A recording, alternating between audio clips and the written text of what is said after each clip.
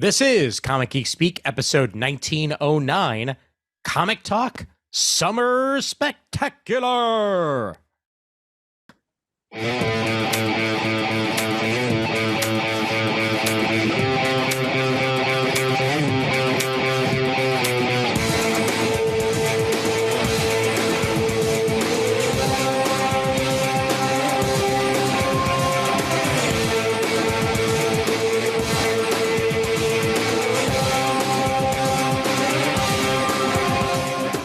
Watch out, it's an invisible jet. I mean, Levinstein. Bonjour, mes amis. Je m'appelle Shane Kelly. And I'm Chris Everly.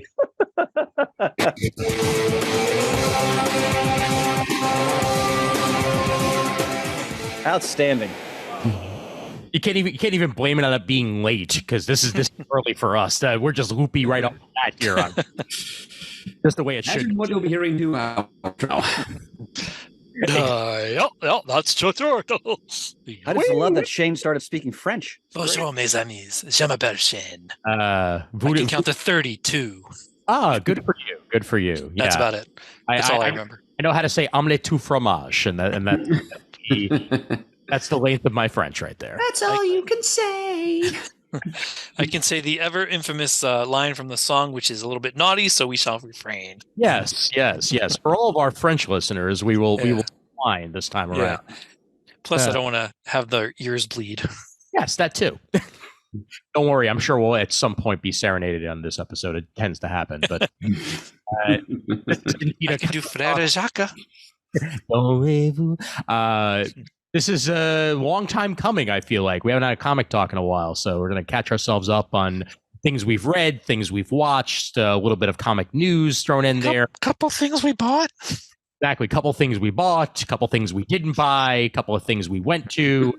We'll throw it all in there and more on this episode, and looking forward to discussing it all with you fine gentlemen. And of course, we do this because of you fine listeners over at patreon.com/Comic Geek Speak. For as little as $1 a month, you keep the lights on, and we appreciate you for that in many a way, as we want to make sure that we continue to do this show, and you guys make it possible. So thank you so much for that continued support over at patreon.com/Comic Geek Speak. There's also the old school donations over at comicgeekspeak.com/donate.php if you want to go to PayPal route, or just send us an iTunes review or review us on anywhere you happen to be listening to us, whether it be YouTube or elsewhere. Leave a comment. Go to the Comic Geek Speak supergroup, whatever you want to do. And of course, spread the word to other people so that we keep the listenership growing here in one way or another. So patreon.com/Comic Geek Speak for that. Well said, Levy Poo. Well said. Thank you muchly, gentlemen. Indeed.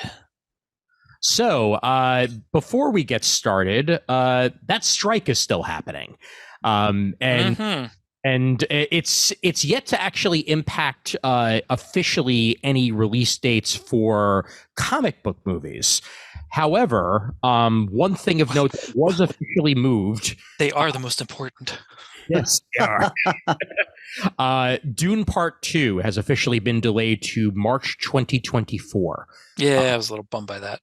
Yeah, it was originally going to be released on November 3rd, but if they can't have the actors and actresses promoting it, then they are not going to wind up releasing it, and that is the case with this one. So that's being pushed back to March 2024, March 15th to be exact. Originally, it was going to be released on November 3rd of this year. The one thing that may actually wind up benefiting in the end is possibly the Marvels, as that was going to be out for a couple of weeks at that point, and now it may very well wind up getting the IMAX screens for longer, because originally Dune Part 2 was going to drive it out. Because obviously a movie that's made for IMAX will be, want to be shown on IMAX. The Marvels, it comes out on November 10th. So they may very well possibly get more IMAX screens than they would have gotten had Dune at that spot. You know, Levinstein should plot strategy for these movie companies, man. I think Murd needs to edit for DC. Ian needs to plot for movie strategy. Shane has to write for the TV shows and the movies. Like we've all got plenty of things that we could be doing with our lives right here, but instead we sit here podcasting, and that's the way it's going to be. That's our escape. Exactly. No word on Marvel's moving in any way. So as of now, they're holding strong with their November 10th release date. However, I wouldn't be shocked if we get to, say, end of September and there's still a strike going. We could very easily see even their release date get moved. And it's sad to see, but the studios are not budging, and as long as they don't budge, then neither are the writers or the actors, because they have legitimate grievances and make sure that they have the rights to themselves and aren't going to be replaced by AI duplicates sometime in the not too distant future. So Hollywood, ladies and gentlemen, Hollywood. Well, and I think that's fair enough of a concern. I mean, I like computer generated things at times, but I don't really want it to take over and be everything. Oh, absolutely. I was just watching a documentary on Max about telemarketers, and they mentioned that one of the people, because this was made by former telemarketers who were trying to like expose a ring of it, that one of the phone calls that they got, one of the robocalls they got, was from a guy who had died a year ago.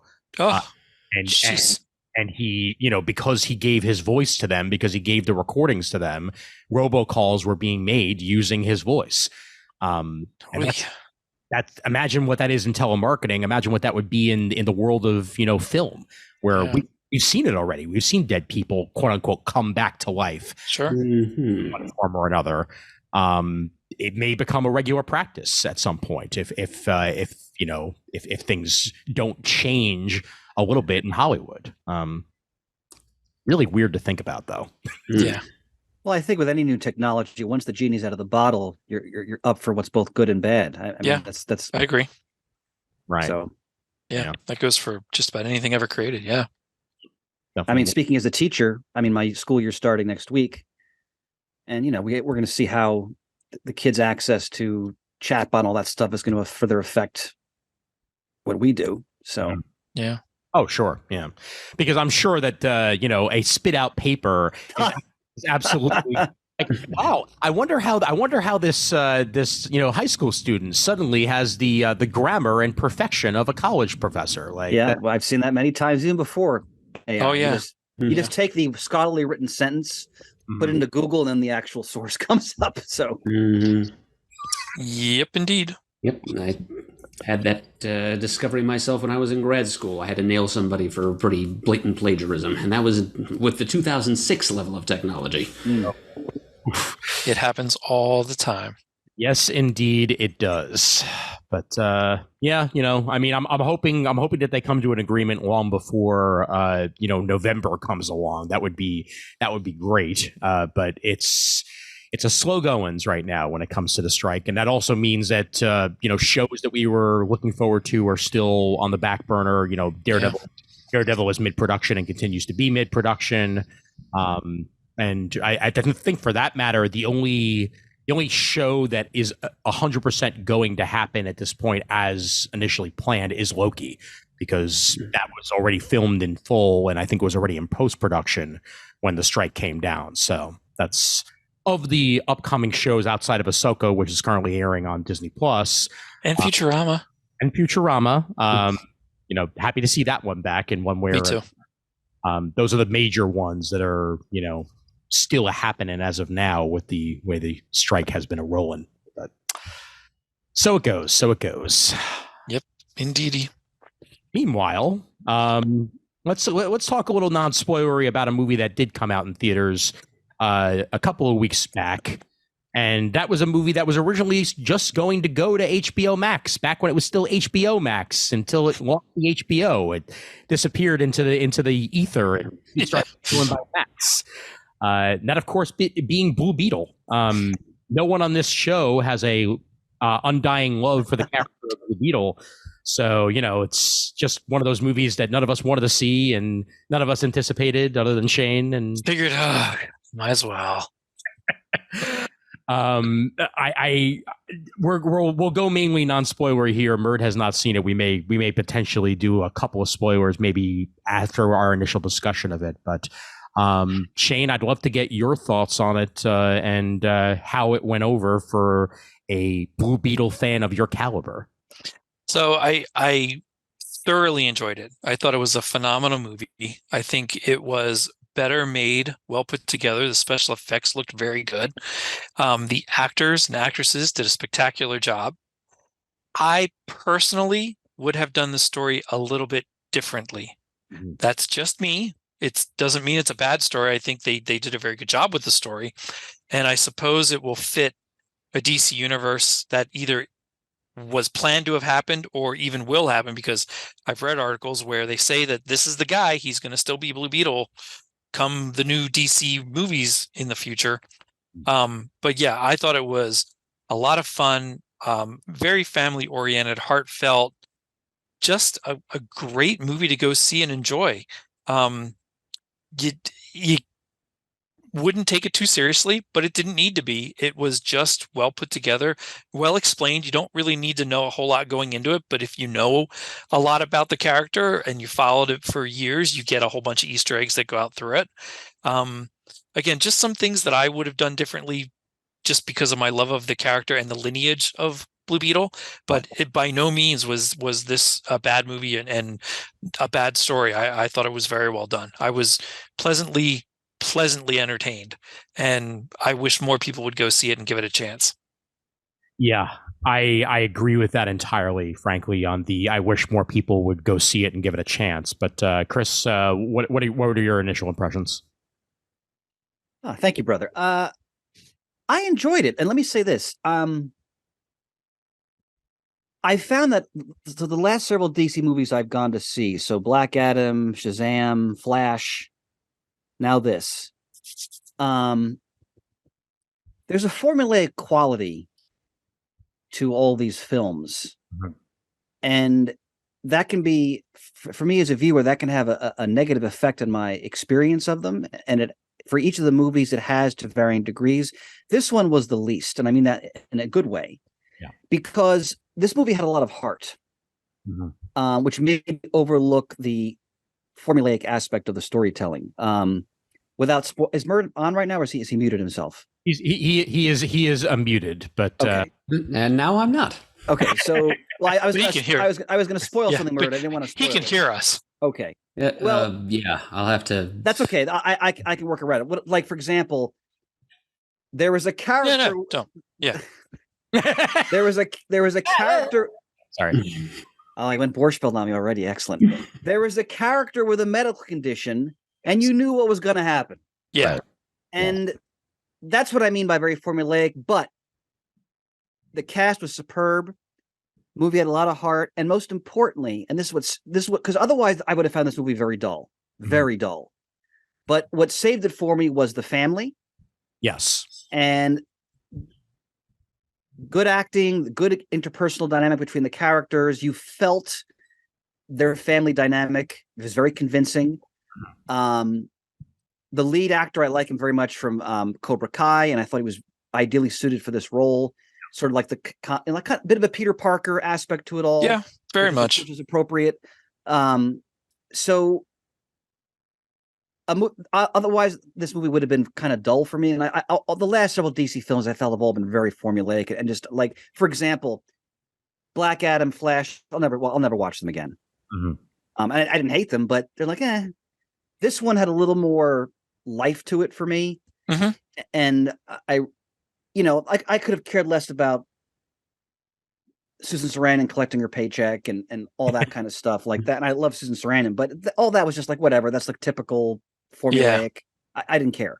It was the family, and it was his experience becoming Blue Beetle. And like Shane said, I know a bit about Blue Beetle, not as much as Shane, but I love seeing the different homages to the past versions of the character. Yeah, that was well done.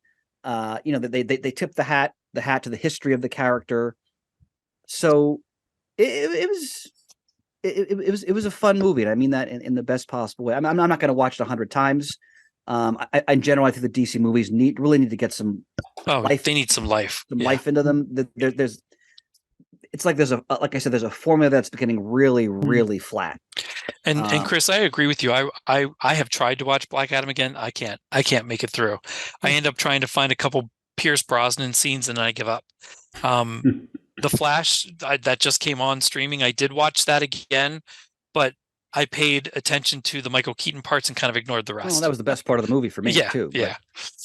But I'm interested to see, and I hope they do use Blue Beetle in future films, because the lead actor is so winning in the role. Yeah. What's his name again, Ian? I'm sorry. Zolo. I forget his last name, but I know his first name is Zolo. Yeah. So he's great. And I like how they emphasize the symbiotic relationship between him and the armor. And also, Shane, again, not to spoil anything for Murd, but there was a couple fun little good-natured sort of jabs at the original Blue Beetle, like looking at his equipment, like that. That showed me that they had looked at the source material, and they appreciated some of the differences between the different iterations of the character. Yep, absolutely. Zolo Maraduena. That's his name. Thank you, sir. Yep. So that's my basic take. Yep. So, for me, if you took Iron Man, Spider-Man, and Green Lantern and threw them in a blender with and then also added in, like, as the top whipped cream, all the family of Fast and the Furious, because it's all about family, then you get Blue Beetle. It's kind of a shame that it came out the way that it did. It's not doing well, correct? Well, okay. Here's the thing. It's doing better than I think anybody actually expected it to, because it's a unproven property from a studio that has already said that they're rebooting their universe. Right. And this is an in-between of said reboot. And a lot of the promotional material had Batgirl listed in it too, which is driving me crazy. Oh, I didn't realize that. Oh, it's insane. The promotional stuff was done, months and months and months before they just canceled Batgirl. So, like the standees will say, like, other movies in the DC universe, and I'll say gotcha. Batgirl or whatever. Yeah. And for a movie that was originally going to be released solely on streaming.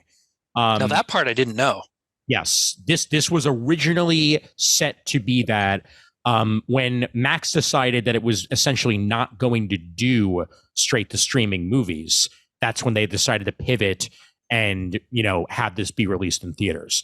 At this particular moment, as we record this, the budget for this movie was $104 million, give or take, because that's never actually, like, official. Yeah.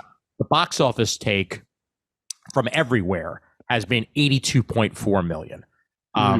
So it's under its budget. However, it is going to go to streaming. It is going to be available for purchase. And one thing that we've learned over the past couple of months, at least, is that even with The Flash, there were a shocking amount of digital purchases for the movie, even though people knew that it was coming to Max, because they might not have a Max, membership. Sure. But they're willing to pay $20 for an entire family to sit down and go see a movie, which is essentially, in their own home, they can that movie and go see it, or they can wait for it's on rental and may only be $6, whatever. I think that Jason Wood pointed this out on Facebook from the 11 O'Clock Comics podcast, and I actually kind of agree with him on this, is that if this movie had come out around the time that Iron Man had come out in theaters, it would actually probably hold up. Because it's a similar style of movie. Yeah. It's a front door movie. It's this is a character that we're introducing that you may not be familiar with from a franchise for a comic book company that, may not have been a forefront character, but it's one that we're going to get you interested in, and he may appear in future movies. Yep. Essentially, that's a valid point. Yeah. It's just that so many other DC movies have come out at this point.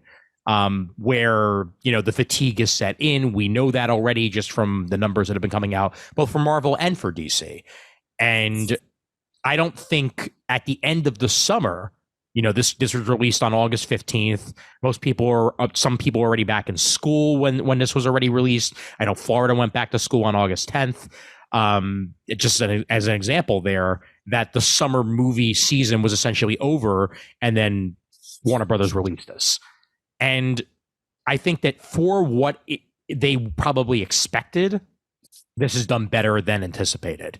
For anybody out there saying, "Oh, well, this is proof that James Gunn's DC universe is not going to do well," shut up. How can anyone possibly know that yet? Yeah, and even I'm a little bit cautiously optimistic about it, or a little bit skeptical. But even I wouldn't say that yet. I mean, we've got like 2 years until we see stuff. Let me make another point. I almost forgot about this. That really actually impressed me about this film, and I thought gave it some edge. And I the filmmakers credit. Again, without spoiling for Murd, there's a scene near the end where they explore the history of one of the villains. Yes. Yeah. And it's kind of, it's you hear Reagan, you can't really make what he's saying, but my oh my, are they critiquing our, in my opinion, horrific policies in Central America in the 1980s. They are. But we thought countries like El Salvador were a threat to the United States because there might be communists there. Yep. So that actually shocked me that they put that stuff. It's very brief, and unless you're really attuned to history and politics, people might go back over people's heads. Yeah, but especially at this time. Yeah, but that I was like, wow, they're making a little statement here with that. I was very impressed with that. The movie was way deeper than I ever expected it to be, and that comes with the relationships between Jaime and the rest of his family. That comes between the villains. That even comes with the Susan Sarandon's character, and her ties, and what have you. I think that for a movie that could have very easily just been a flash in the pan, it was way more than that. And no, definitely not a flash in the pan. Yeah. Oh yeah, and it's only a slight, barely even a spoiler to say this, Murd, but they decided to create a city for Jaime in this rather than have it set somewhere else. So they played a DC universe and created a city for him rather than it taking place in say Florida or El Paso. Yeah. It's a city that I believe is called Paloma City, which is supposed to be somewhere in Florida. And the Edge Keys are where Jaime Reyes lives which is sort of like it's the working class. Exactly. Yeah. Latino area, basically. The working class area. Yeah. What I loved about it, the director of this, Angel Manuel Soto is Puerto Rican. Mm-hmm. There were major portions of this that were filmed in Puerto Rico, some of which in places that I quite literally was in 2 weeks ago, which was just extra icing on the cake for me in that aspect. One of the major fight scenes was filmed at El Moro, which is one of the oldest forts in all of San Juan. And what have you, and plus clearly like that was the aesthetic that they were trying to go for. Even though it's a city in Florida, like a lot of it feels like that, although they did also film in El Paso. So there's kind of a mixture of like Texas and Florida kind of thrown into one here. But really just the world building, I was just impressed with overall. And I feel like this deserves more than it got. Yeah, I agree. And hopefully it will get that on streaming, and there will be future Blue Beetle in, James Gunn's universe to come as well. Yeah, I hope there is. That's a good point too, Ian, because about the world building, because when they really took some time to establish the neighborhood they were living in, and the people there and how they supported each other, and why it was the way it was. Right. And the Cords Industries involved in that. And they showed you the high-tech skyline of the downtown, which is all Cord dominated. And they were getting a little bit into issues of class and economics there as well. So the movie it as formulaic as it was in some ways, the heart impressed me, like I said, and also these other aspects that we've just mentioned, especially that Central American policy critique. I was like, wow. Yes.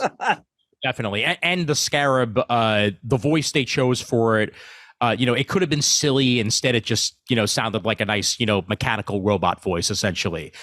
Yeah. And I'm a little bit used to the Young Justice Blue Beetle voice, so I expected to be not to be weird, but a little bit more male instead of female. But it still sounded great and did a great job. I really applaud how they pulled it off. Definitely. Yep. And there's some very deep DC lore stuff that I will not give away. And any fan of the DC universe will be happy that they incorporated this in one way or another. Some stuff that's been showing up in other DC media as well, as I'll talk about my adventures with Superman later on in this episode as well. But just overall, very happy with it. Honestly, I might even give it 4 out of 5 freaking swears if I think. Like it's what it was. Like it's weird. Like maybe on a tier, so maybe like 3.75 if it's not going to quite. But it was way better than I expected, and just overall even better special effects than the Flash had at times too. So yep, I agree. What would you give it, Shane? In the same ballpark, 3.754. If you just say, hey, what do you think that there's a Blue Beetle movie out there? Give it a 5 just because, oh my God, I never thought there'd be one out there. But just if you go and compare it to every other movie that's out there, 3.75 is probably fair. Yeah, fair enough. Chris? Yeah, it's like a 3.5. That'll do. And honestly, it was a nice capper movie to the summer. It's like action set piece that I actually fully enjoyed. So that's nice. But if you think about all the movies that came out this summer, and I missed Mission Impossible because we were on vacation, so I have to see that one yet. So good. But even that one, Indiana Jones, none of these have really gone gangbusters at the box office like other summer movies. Yeah. So it's kind of surprising to me that we've really had, if you look at it from that perspective, as much as I loved all the movies I've seen in some capacity, we really kind of had a dud of a summer when it comes to big blockbusters that we would think of as summer movies. Sure. Yeah. For that matter, along those lines, Shane, I don't think anybody picked 1 and 2 to be Barbie and Spider-Man Across the Spider-Verse. No. Yeah. Like talk about movies that went way beyond their initial anticipated gross. Yeah. Those were the stars. Those were the temples, That and Guardians. I mean, everybody saw Guardians. Everybody let's not forget Oppenheimer. That's true. Yep. Truly a great film. Which funny enough, actually, when I saw Blue Beetle, the first time that I saw it, because I saw it twice. I saw it opening night, similar to you, Shane. But I saw Blue Beetle after I had sat down for 3 hours and watched Oppenheimer. Oh, wow. Because I was already at the theaters and I was like, I need something that makes me feel happy. You didn't find the end of Oppenheimer lifting about the future of the human race? Down to the bottom of my heart, Chris. Absolutely. When I think of just nuclear destruction and all the bad things about the world, I was like, you know what? I need some fun. So I sat down for an extra hour 45 and watched myself some Blue Beetle and was happier for it. And then I saw it in Dolby at an AMC theater later, about a week later, and had a great experience just to see it on the best possible screen and some of the best sound you can see it in outside of IMAX. So that's cool. Good times. Go ahead, Murd. Were you gonna say something? Well, yeah, before we drift away from the topic of Blue Beetle, one other thing to place before the consideration of the group here. Folks out there who are wondering maybe why I haven't seen this movie, it's simply because I haven't been able to, because the theater here in Stone Harbor didn't even get it in. Oh, really? Which is unusual, because this theater it usually shows 4 or 5 different features at a time, and it usually gets in all the big blockbuster things, certainly all the superhero movies. And I'd been seeing posters on the walls in the Blue Beetle movie for months now, and yet somehow it did not come to the Harbor Square Theater screen. And I'm wondering if this might be a pattern repeated elsewhere in the nation, if maybe there are some kind of distribution issues and certain theaters or chains of theaters just decided not to take a chance on it, and that might help account for its underperformance financially. Yeah. It's very possible, Murd. Yeah, and I think maybe the initial fate of the movie may have affected that. The fact that it was going to be streaming and then they pivoted. It's possible that the screen allocation may have already been set in certain markets, and like you said, maybe that's why it didn't get nearly as much love as it could have gotten from theaters, and why some theaters may have just not gotten it at all. So good point to look into. Yep, definitely. However, did you see Turtles? No, not yet. That one is in the Harbor Square Theater, and I didn't go to see it. Okay. Ian, if you've got thoughts on it, please go ahead. I've got a very specific question I'd like to ask you about it once you've said your piece. Excellent. Okay. So I need to say this 100%. This is officially my second favorite Teenage Mutant Ninja Turtles movie of all time. The first one with the men in suits has a place in my heart. And the CGI one that came out in the mid 2000s was also excellent. In a way, it was a sequel to those Men in Suit movies, and did a very good job of being that, but also being its own thing. Teenage Mutant Ninja Turtles: Mutant Mayhem had a very difficult task ahead of it, which was modernize the Turtles while at the same time still feeling like the source material. And it achieves its goal like in spades. Bitingly funny. The Turtles actually feel like teenagers for quite possibly the first time ever. The voice actors are teenagers, correct? Yes, they are. They are teenagers. Almost across the board, they're teenagers. April O'Neil is the one character that's not played by a teenager, and she's played by Io Edebiri, who's very much having a renaissance. As she's on The Bear, and was just The Bear's just so in good. the movie theater camp, and she's got another movie coming out this summer where she plays a teenager. But we have Brady Noon as Raphael, who has all the anger issues and frustrations that we would fully expect from a guy playing Raph. Micah Abbey playing Donatello, Nicholas Cantu playing Leonardo, and let me get the guy who's playing Michelangelo real quick, and Shaman Brown Jr. plays Michelangelo. Most importantly, Jackie Chan is Splinter in this movie. I always thought that sounded very cool. Not only is it cool, Shane, there is a amazing action sequence where Splinter finally gets to show what he has, for his arsenal, and it is a straight up Jackie Chan fight scene. Nice. They animated a Jackie Chan fight scene down to the letter, and it's amazing. Giancarlo Esposito shows up as Baxter Stockman in this. Post Malone is in this movie. Paul Rudd, John Cena is Rocksteady. Seth Rogen is Bebop. And what's surprising about this?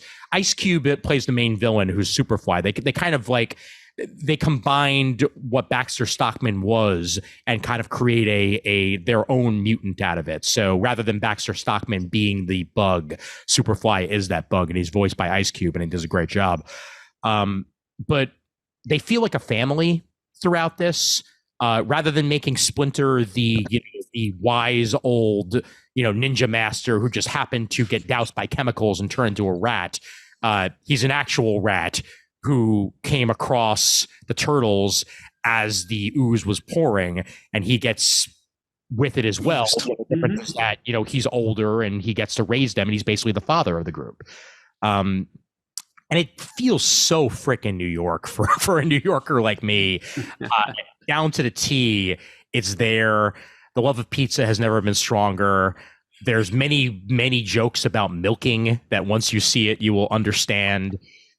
And the art style is superb. They take what Spider-Man Into the Spider-Verse and Across the Spider-Verse did, and they create their own style out of it. and it feels fluid. The action scenes move, and just overall, it just left me feeling very happy. And I think the Turtles have a future like they haven't had in years. They're already working on an animated series and a sequel. Wow. Ian, was the Shredder and the Foot in it? I don't want to give it away. Okay, all right. That's worth seeing. And the way that they execute that is there. But basically, this is Mutant Mayhem because of the mutants. They take main stage. As the Turtles find that they're not the only mutants that exist because of the ooze, and they go from there. But yes, Shredder and all that you will definitely be seeing in the material associated with this in one way or the other. And I will leave it at that. And it's well worth seeing to find out how. Murd, I'd love to see what your question is. All right. Well, it's very specific. What's the characterization of Leonardo in this movie? What's his personality like? Leonardo is very much the hero like the leader in training. Doubts himself at times, but is very much the man who keeps the Turtles together. In one way or another. He also has a very obvious crush on April O'Neil, which they, go into in detail, throughout the movie. But he is definitely the leader of the crew. He just has to figure it out by the end exactly what that means. And I think he does actually achieve that goal by the time the movie's over. Well, glad to hear it. The reason I ask is at the Christmas shop, we do have a little plastic Teenage Mutant Ninja Turtle ornament. It's it's 4 assorted styles, one for each turtle, of course. Sure. And to my great surprise, Leonardo is the one that the kids keep picking out. Wow. Sometimes we sell 2 of them at a time. Huh. And it's bewildering to me because we're the Generation 1 turtle cartoon fans, and to us it was Michelangelo was always the most popular one, the party dude, and Raphael with his sardonic sense of humor was like second place. Leonardo was kind of the square leader guy. But is Leonardo the one who wields the katana? Yes. Maybe it's because he has a sword.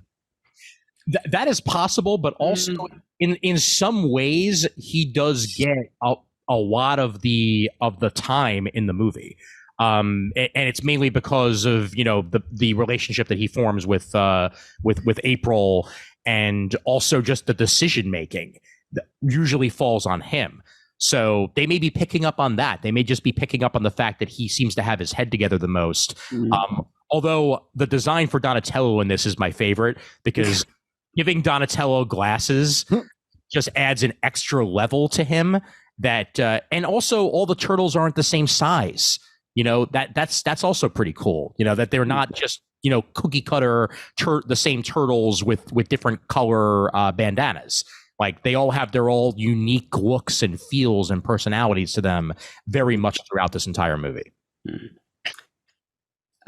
Care to guess which of the 4 turtle ornaments is selling the poorest? Donatello. You got it. I mean, the ornament doesn't have glasses on it, but from what I've seen, just like the little snippets of commercials I've seen, they gave Donatello like the prepubescent, high-pitched kid voice. Yeah, I don't think too many of the kids are admiring Donatello based on this movie.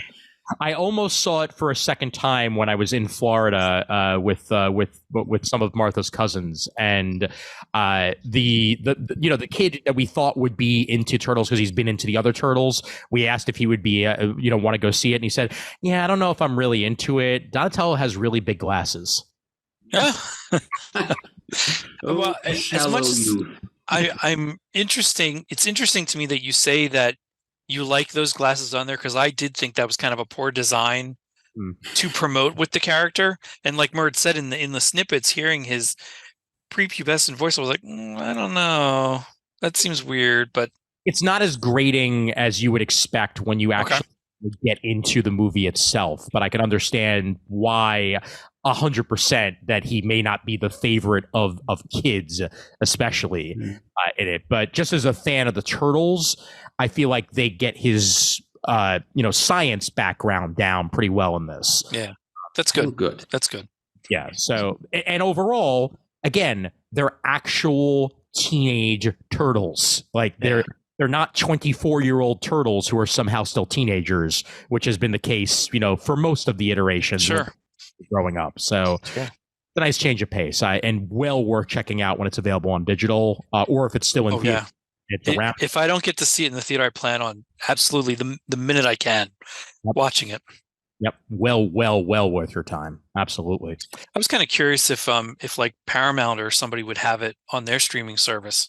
Paramount's definitely going to have it because it's a Nickelodeon property, so they're definitely going to wind up with it in one way or the other once it's all said and done. Although I'm sure it'll probably be available digital on its own for a little while. Like Paramount Plus, but it'll make its way there definitely. And I'm sort of excited also, and I think that just the turtle craze right now is pushing this.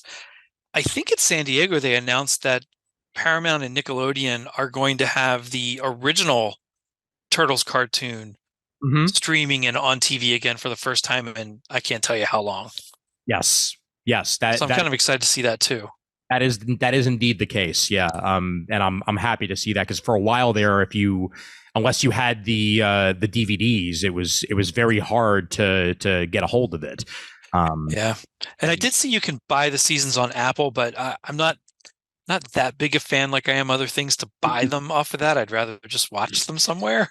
Same here. But so like you say, if you don't have the DVDs, there was a long time where you couldn't see them at all.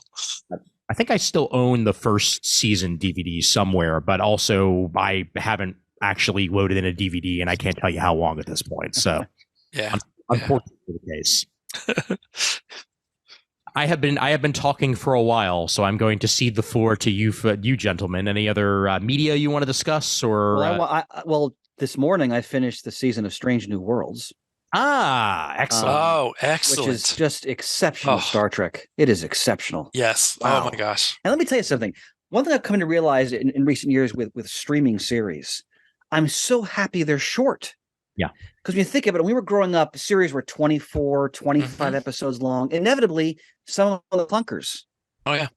You get 10 episodes. They are throwing 100 miles per hour every single episode. You're getting their best stuff, best writing, acting. And as a lifelong Star Trek fan, this is exceptional material we're getting here. And that season finale, which ends on a cliffhanger.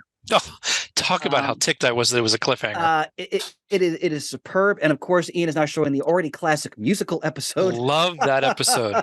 Which was I actually, and I don't do this very often ever. I bought the soundtrack off of iTunes like a week after it was so clever. I heard it was out. Yeah, it was phenomenal. This is going to have legs like the Buffy musical episode. Yes, so clever. That's how I feel about it too. And another thing is that even though they're only 10 episode seasons, the character development is so well done. Yeah. And what I also really appreciate is that they are so beholden, and I mean this is the best way that use of that word, to the history of Star Trek, because you know what's going to happen to Pike.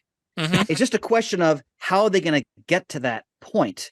Right. And another thing I really loved about this season is that because I was a little iffy on the actor playing Kirk the first season, he's Kirk now. Oh he was much better this season. Totally Kirk. Yeah.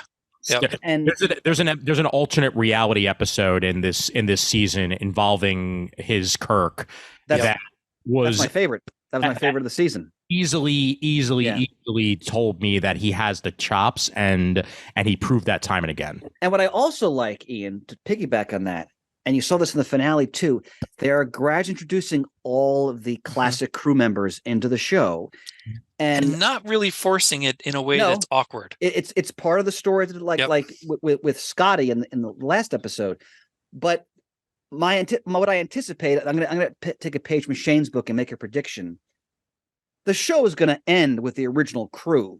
Yeah, of course, going onto the bridge. Yeah, essentially. And another thing.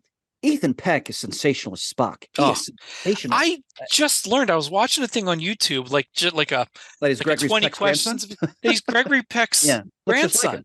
Looks just like him. Yep. I don't know why I didn't catch that. What I love about his performance is that he's not copying Leonard Nimoy. No.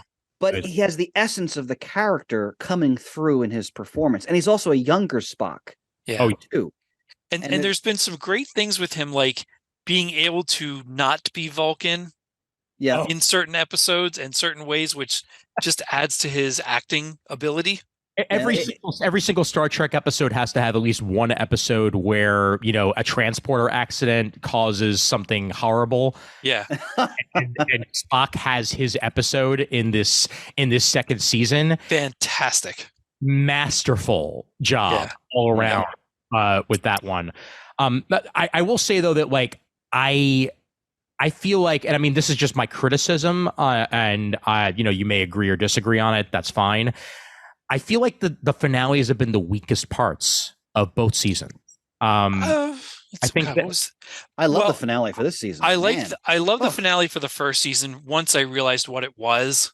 Yeah. That doesn't mean it was the best episode last season. I just enjoyed the way they played on something previous. Right. This one, I love this season finale, but I liked a lot of the other episodes in the season better. Well, Shane, to echo that point is because I think every episode in the season was strong, and I think one of the strongest, besides the one with the Legacy of Khan, the one about the Klingon War, when they explore the ramifications of war crimes. This is what good science fiction does, right? Oh, God. It takes topical issues from reality, and then it has you think about them in a science fiction setting.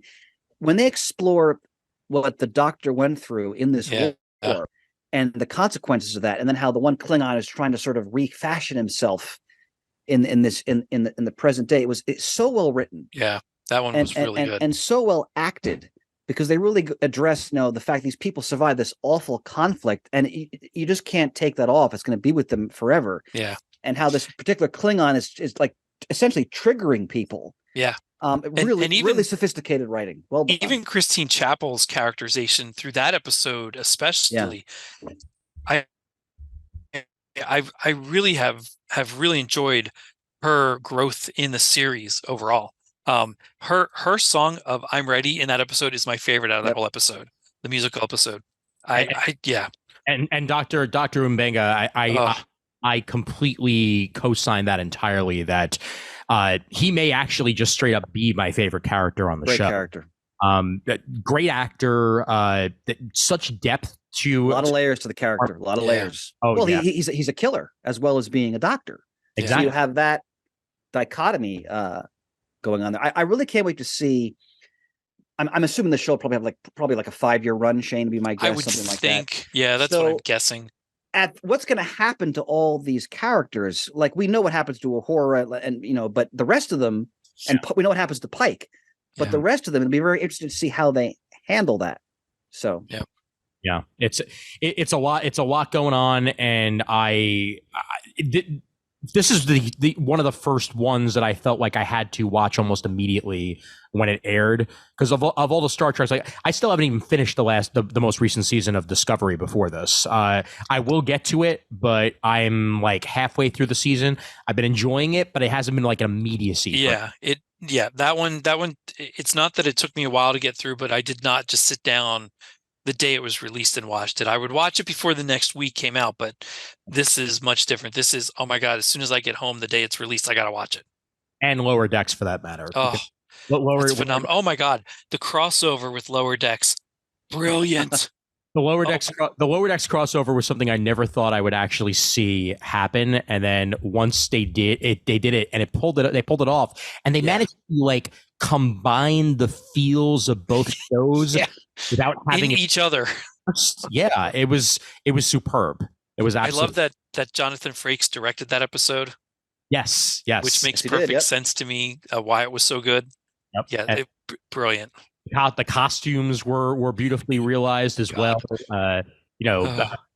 Seeing Jack Quaid play Boimler in the flesh, like, it was just the extra icing on the cake. And absolutely brilliant. His interactions with Spock were probably the best parts of that entire. So good. Good stuff indeed. And all right, so go from that and go to My Adventures with Superman. Yes, My Adventures with Superman. Because of Jack Quaid. Well, yes, 100%. Okay. I'm trying to think of the best way for me to describe this show. Basically, if Superman and anime had a baby, Mhm. Yeah. Super Well put. Anime. That's kind of my mental nickname. I'll say that again. Super anime. Super Anime. Yeah. Super anime. Brilliant. It is now officially called that, Murd. Yeah. Super anime. It's headcanon now. That's awesome. Trademark Murd once again. From the creators of Legend of Korra, and it shows not only for the art style, but just for the depth of character throughout. Thoroughly impressed with every little bit of this. And Murd, have you gotten past the Mixie-Xpitalik episode?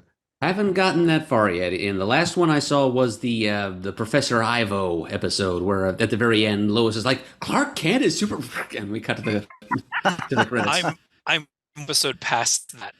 Okay. Yeah, I'm right before the 2-part finale, so I ended on the Mixie-Xpitalik moment, and now I've got the 2 episodes that are going to close it out to go there.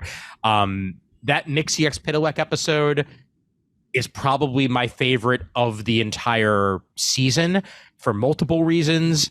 For the references that you will love, and I will not give away. For the multiversal aspect of it that I will not give away. And I love the Ivo episode also because of where they went with it. I was not expecting Parasite. No, me either. I was expecting Amazo. Yeah, you're Ivo, you expect Amazo, sure. Yep. Yeah, and for them to pivot and go Parasite instead, a very Evangelion Parasite at that, I might add. Very much. Really worked for me overall, and I don't know, the characterization of the characters is on point. Very fully realized, and they do a great job of having Superman be just starting out too. So I'll tell you, I've really struggled over the last couple of years with wishing I could see things in the Bruce Timmerverse again, and that animation style. Justice League and even Justice League Action, I think, had very similar animation to the way it started with Flashpoint movie animation, and what they've continued to use there, which is a little bit wonky to me. To see this really brings it back to an animation style that I could really, really enjoy. And get behind. And like you said, the characterization, the actors, the way the stories are going, just phenomenal. Very well done. Very impressed. Plus, I even appreciate the subtle redesign on the costume. You know, it gets the point across of being Superman, but kind of like almost combines the Kingdom Come with the rest of his typical red and blues. Yeah. And it feels nice and youthful and vibrant at the same time. Very bright, very positive. Yeah, I'm loving it. It's easier to believe that it's a letter in an alien alphabet as opposed to just a big old Roman S. Yeah, exactly. I don't know if this one stands for hope, though. It might just that might just be a movie thing, but you never know. But I think that I would agree with you on that, Shane. That the last couple of iterations have kind of felt like also rans, if that makes any sense. Like there wasn't enough new for me to really get that point across. Maybe I would have thought that way if they'd continued the CGI Batman show, the one that lasted almost. Well, I did enjoy that one a lot. I really did. I don't know why people don't like that one as much. I think just because I don't think enough people have seen it, to be honest with you. And I even liked the previous The Batman. I thought that was very well done too in all respects. Animation, characters, storytelling. I've never had a problem with the Batman TV shows, the animation shows that have gone through. My problem is more what they started to do with the movies, the animated movies, and the animation style they used in that. I still watch as many as I can. I know I'm behind on some of them, but I just don't like them as much as what I do everything before and what I think this has the potential to be. And for that matter, me saying Batman explains a lot too, because this is the first real Superman animated series we've gotten since Superman the Animated Series. Yeah. That is sad but true. Yes, indeed. We've had Superman be in things. There have been Justice shows. There've been he's had appearances in some of the Batman shows. He's had plenty of movies over the years, but outright shows, this is few and far between. Which is kind of odd because with Batman movies, there's generally a Batman cartoon that follows in some capacity. It doesn't hold true for almost any other DC property.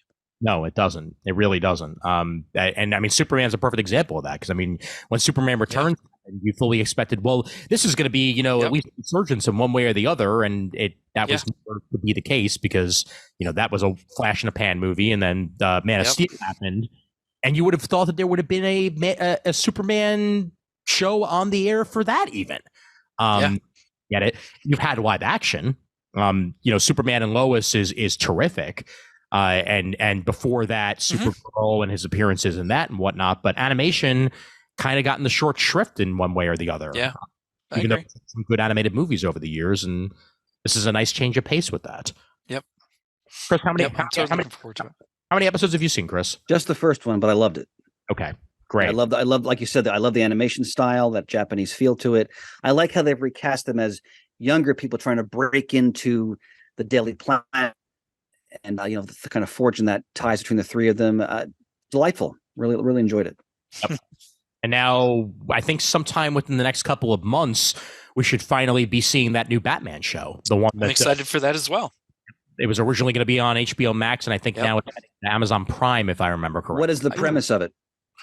We don't know outside of the fact that Bruce Timm is working on it, and so is Ed Brubaker. Yes. Oh wow! And I think it's similar animation style to the previous Batman adventures, as well as being set earlier in his career than the animated series. Or I believe you are right about that. I'm not entirely sure. No, we haven't heard much about it yet. Yeah, let's see if I put that in here. Batman Cape Crusader is the name of the show. It is definitely coming to Amazon. Okay. It's already gotten a 2-season order, mind you. Oh, that's awesome. Yep. So that will at least be happening for that. Also, along with Bruce Timm and Ed Brubaker involved, it's also J.J. Abrams and Matt Reeves behind the pedigree for this. There a release date for that, honey? Nothing yet. That's why we're still in a holding pattern here, and the only thing we've seen is the key art that came out a while back on what it's going to look like. I mean, this is the tiniest image known to man. Yeah. Ooh, I like that. And all we'll say is soon. Kind of a bit of a golden age feel to it, wouldn't you say? Yeah, Gothos Manor. Yeah, that's what I was looking at it, and if I remember correctly, that was kind of what Tim was aiming for in with it. Just hopefully we'll get it sooner than later, and maybe within this year. That would be nice. But that would be nice. Nothing official in any way yet. Did I miss any fun while I was gone? So anything that we should be pivoting to that you were just discussing? Actually, we kind of pissed and moaned about the second Wonder Woman movie pretty good for a while. Oddly enough, we kind of pivoted that way for some reason. It is funny that you mentioned that because, and again, not to go back to the Blue Beetle movie for much longer, but that kind of went for like a late 80s, early 90s. Yep. Well, we were contrasting that, Ian, between the two films. Yeah, and I think it pulled it off a lot better than Wonder Woman did. Oh God, that's an understatement. Now, just because we talked about Batman, I'm going to pivot to this. I know I showed it a little bit, but now I completed it. Yeah. Here is the new superpowers Batmobile with Batman and Robin in it. Ooh. I never had the original superpowers Batmobile. Yeah. That's on my bucket list to get before I die, but I just thought that this was so cool. So have they reissued an entire line based on the original superpower style?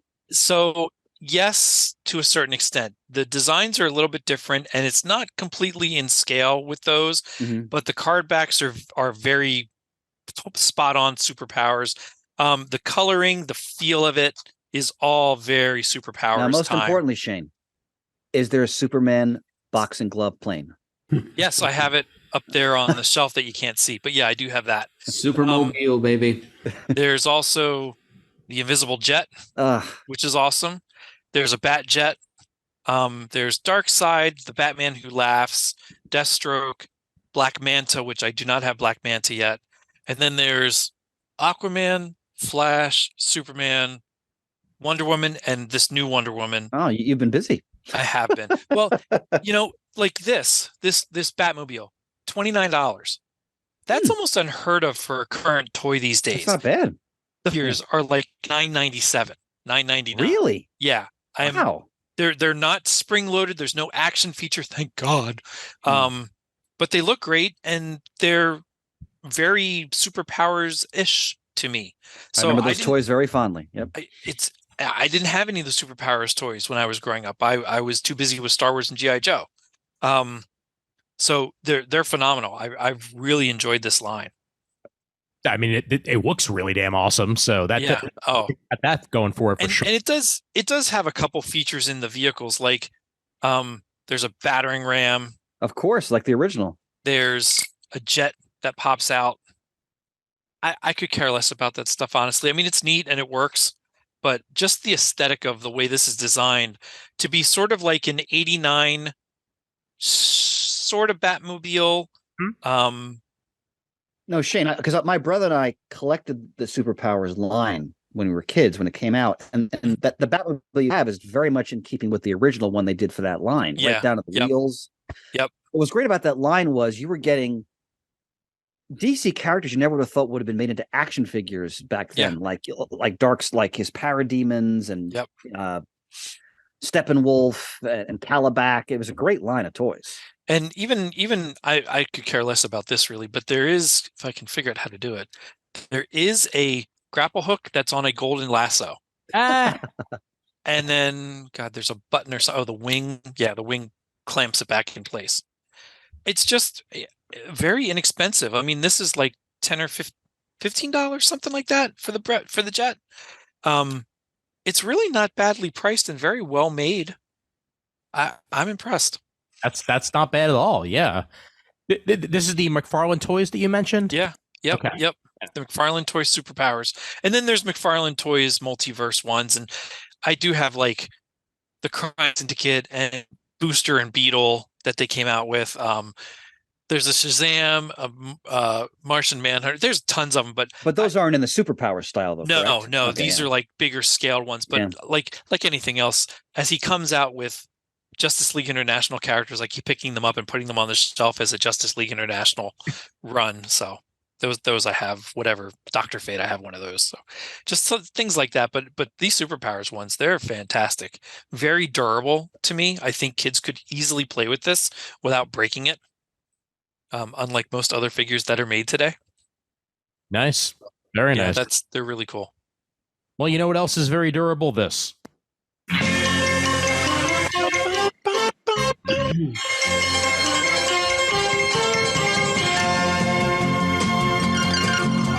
He did it. Earhart. Excellent. The world feels better now that we've gotten some Earhart. Sure does. And it is also durable. Yes, the strings are made of 100% girdle of Vesta fiber. Outstanding. It is time once again for Muddle the Murd. And we have gotten a few more in the queue, and we greatly appreciate it. However, we would like some more, and Murd will explain how to add those to said queue. My pleasure. Folks, I'm sure you're wondering how you, too, can muddle the Murd, or partake of the title activity of this segment. Well, it's very simple. You just need to come up with 3 comic book trivia questions. One of them needs to be about Marvel Comics, one about DC, one about the publications of some third publisher.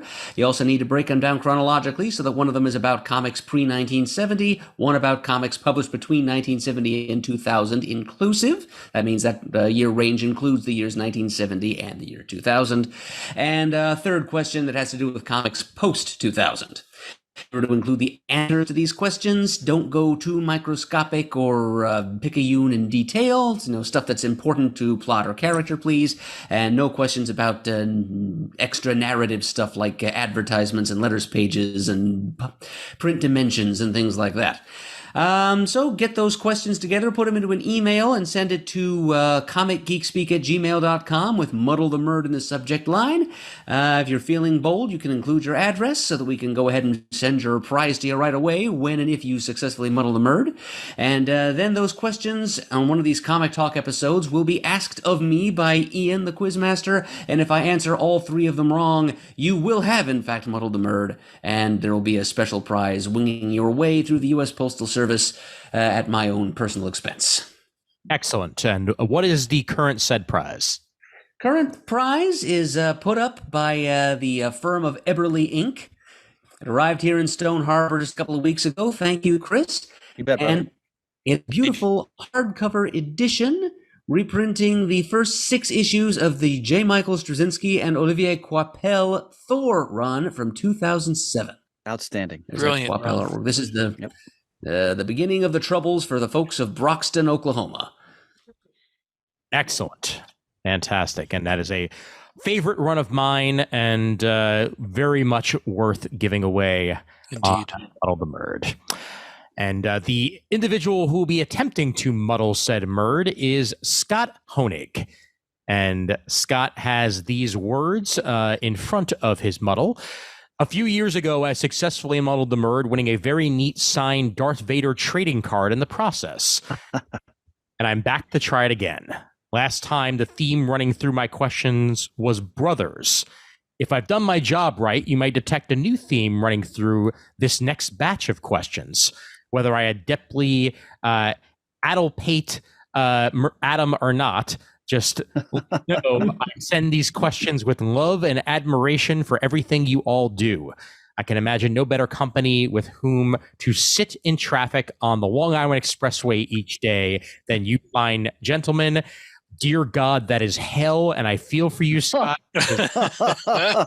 There is nothing worse than getting stuck on the LIE, so I feel you there with Reverend Scott Honig. Yeah, thank God we're making that go a little smoother indeed. for you. Yeah. Scott. Wow.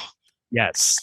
I commute like a mile to get to work. I don't think it's even that for me at the Christmas barn. Yeah. I commute from my bed to my desk, so you know. Yeah. I don't envy anyone who has a commute that actually has to commute. Well, let's get to some muddling, and we begin with question 1, pre-1970 DC Comics. The first indication that Ralph Dibny, the Justice League's elongated man, has married his wife is in a daily press headline that reads, "Elongated man marries debutante Sue Dearborn." This headline appears in a March 1961 issue of which other hero's title? I'm going to say The Flash. You are indeed correct. Can you guess a issue number? Am I expected to, or is this just for fun? He didn't say that you had to guess the issue number in the question. He gave the issue number in the answer. I'm giving it to you because you gave exactly what he asked for. But let's see if you can guess the issue number. All right, I'm going to have to pull an issue number out of my hat here. Number 165. Issue 119 by John Broome, Carmine Infantino, Joe Gaella, and Murphy Anderson. Fun fact, the Flash also serves as Ralph's best man. That figures. Yeah. Nicely done. As we move over to question 2, 1970 to 2000 Marvel Comics. In a backup story from X Factor Annual number 6, by the one and only Peter David, with art by Guang Yap, Mystique says goodbye to her deceased Freedom Force teammate and the woman whom it has been suggested is her wife, Destiny. What happens when she throws Destiny's ashes off the side of a ship? Okay, I'm probably confusing this with another similar dispersal of ashes. Dispersal of ashes. But given David's sense of humor, I might even have read this story before. I'm going to say the ashes blow right back in her face. Well, now you've officially avoided a muddle because that is indeed exactly what happened. Very Lebowski. Very Lebowski. Yep. Fun And fact. there's a nice big laugh over it. Yes, indeed. That was the fun fact. Mystique finds this hilarious. So I've probably read that story. more than likely. Yep. All right. Well, job well done on that as we move to question 3, post-2000 Image Comics. The protagonist of James Tinian IV and Martin Simmons' brilliant political sci-fi thriller, The Department of Truth, is Cole Turner, a hapless CIA agent who gets recruited into the titular secret organization. Much of the conflict early on involves Cole keeping the secret of his new job from his husband. What is his husband's name? Yep. All right. Oxnard Montalvo. Close. It was Matt Turner. Missed it by that much. I want to note that we had a great Murdonian moment. Dispersal of asses, ladies and gentlemen. Dispersal of asses. That's right. Disperse those asses. Yes. Beautiful. They go flying over. That's a keeper. His fun fact for this one was that there is no fun fact. Just read the book. It's amazing. Excellent. Well, thank you very much for your attempt, Scott. You were not successful this time around, but I'm still glad you got that Darth Vader trading card a couple of years ago. Yeah. Yep. And just think of us when you're on the LIE. Indeed. Yep, because you were going to be on that for a long time, my friend. A long, long time. Ian, you're rubbing in his face. My God. Jeez. There is nothing I hate more than being stuck in Long Island traffic. So I feel you. I feel you on that. Well, and for me, just working a mile from home, anywhere out of like a 3-mile radius, and I'm like, oh my God, this is so horrible. This is so far away. Why do I have to travel here? God, Target's 3 miles away. Like, and my wife just stares at me, going, "Oh, shut up."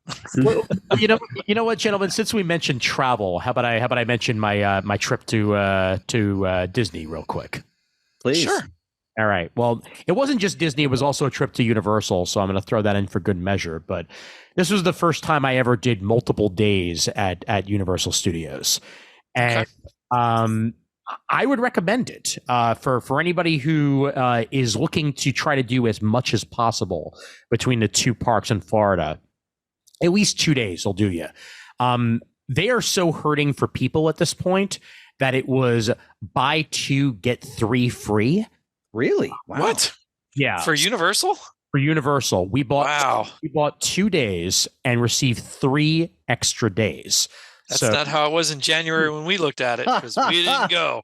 No. We figured it was worth it for that price, and we only actually spent about 2.5 days there. We did our first like half day in the nighttime hours, and really only did a little bit of Islands of Adventure. But then we did day 2. We did both parks. We did Universal and Islands of Adventure, and then day 3 we spent just about the entire time in Islands of Adventure, finishing that one out for the most part. But we did spend a little bit of time in main Universal.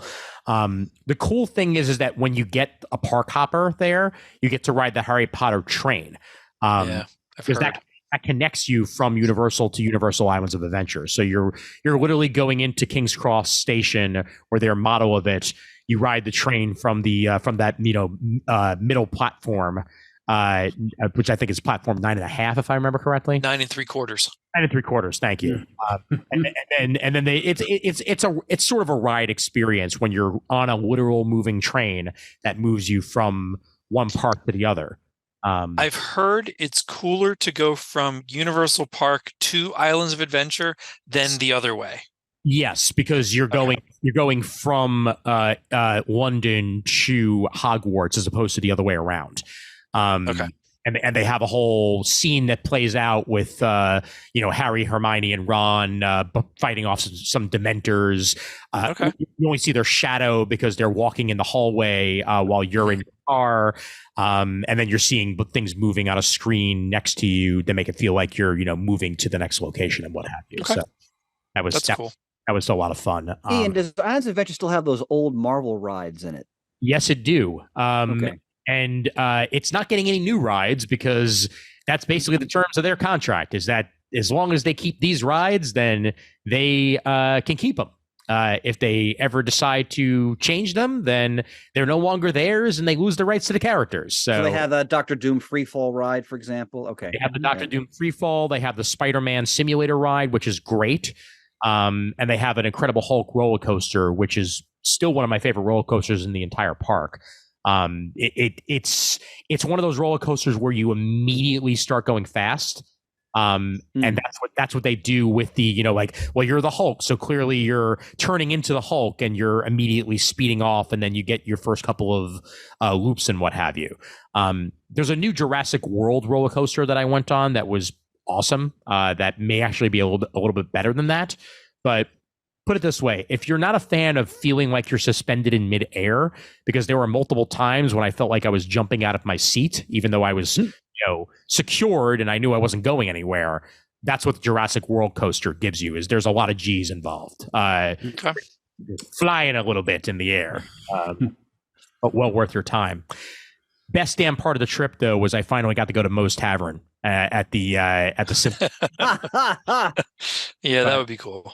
So I sat my butt down, ordered a Duff, used the Love-O-Matic while I was there, and got to experience the whole thing. There's even a Krusty Burger inside of this inside of this park area too, and the Flying Dutchman has a seafood restaurant. It's a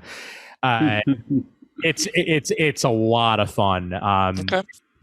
And the Simpsons ride itself is great too, because they basically just took the ride vehicle that was the Back to the Future ride vehicle and turned it into a Simpsons ride.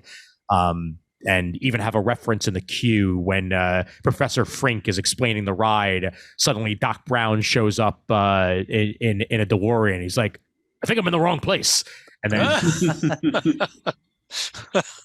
so that's pretty awesome too.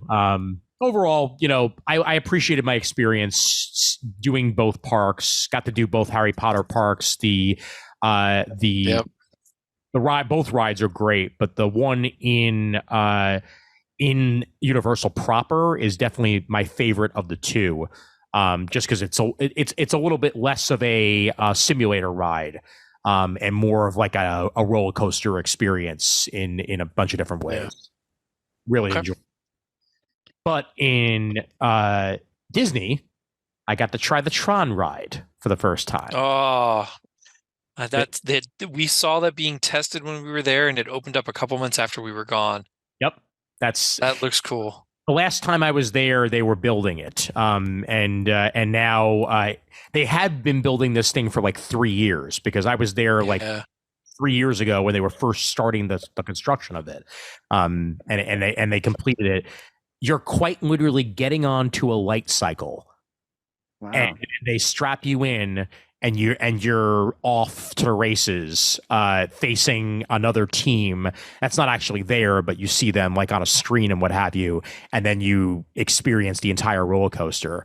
It doesn't go upside down. It's more of like a fast shoot with a couple of twists, but it is so awesome just to be on that experience of being on a light cycle. Like that makes the whole damn thing. Really enjoyed that. I've watched some very detailed videos on YouTube with it, especially opening day when it wasn't crowded like crazy. It looks like an awesome ride, and the experience of waiting in the queue and getting pulled into the Tron world seems cool too, if you get to do that, with the whole wall fading and everything. Yep. Oh, that's cool. Absolutely. That was some of the best parts of the whole thing. And then the next day we wound up at Hollywood Studios. Nice. And I finally got to ride Star Wars Rise of the Resistance. It's awesome. I mean this, and Shane, you've been on it, you know, this is the best themed ride I have ever been on in my life. Yeah. It is there's just so much to it that just adds to your experience.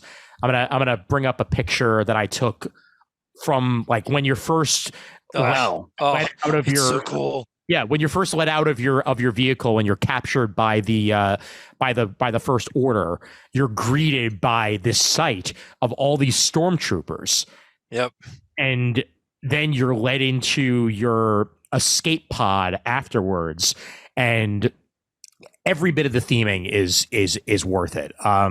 There's a scene where Kylo Ren, his lightsaber comes down from the ceiling and creates a hole in the ride, and you're seeing the lightsaber breaking through the ceiling as you're going by, and it works. Like, it actually feels menacing, and just overall, like, they knew what they were doing with this thing. Like, it is well worth. Nice, man. Who is that young man? It is well worth paying the extra money for it. I would have waited 85 minutes for it had we not decided to do the skip the line lightning pass, and for 20. That's what we did too. We skipped the line and immediately got to the front, and it's well worth it for every little bit. It's Ian, just, how long is the ride? the ride itself is actually pretty long. 20 minutes? Wow. Yes, Start to finish? well, because there's two parts to the ride. First, you're on your quote unquote vehicle, and it's sort of a simulator in the way that you're going through space, and then you wind up captured, and then you're led out into that room that I showed you, and then you get onto the main ride. So it's like a ride within a ride almost. It really is. And it just adds to the full experience, and it makes you feel like it's actually worth the damn money that you're spending on it. So yeah, such a great experience overall, and so happy that I finally got a chance to do it. Did you go on the Falcon too? I did. We did the Falcon. Yeah. We let the kids drive, and that was half the fun because they were horrible at it. So the kids were the pilots. I was the engineer in the back. Nice. Now the kids, my boys, didn't want to drive it, so Carlene and I ended up driving it. And she has gone to see some Star Wars stuff, but had no idea how to enact the hyperdrive from her side. So I'm driving my side, and whenever that light would flash, I got to pull the lever for the hyperdrive also. So I got to do all the cool 2 things, and she is driving, but nice. it was so much fun. Talk about theming too. Like when you're inside of the Millennium Falcon, you are inside of the Millennium. Wow. Did you sit behind the chess table? I did not. It was a little bit too busy and too fast. I didn't get a chance to do it, but one of my party did. We snapped a quick photo of her. So yeah, that was great. But I didn't get a chance to actually play the game, because I know the game is a bit interactive. I enjoyed pressing buttons. That was my best part about it.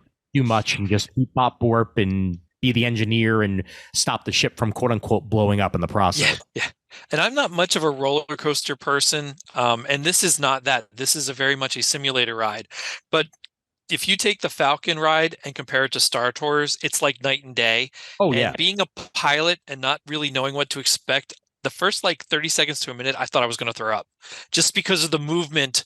And this is the first time I've been on a simulation ride in 6 years. And it's fairly moving fast, violently, but not bad. But once I got used to it, I was fine. But it's a lot more intense than Star Tours is. It really is, yeah. Plus, I had to point out the fully functional BB-8 in the queue for Rise of Resistance. Also, added to it.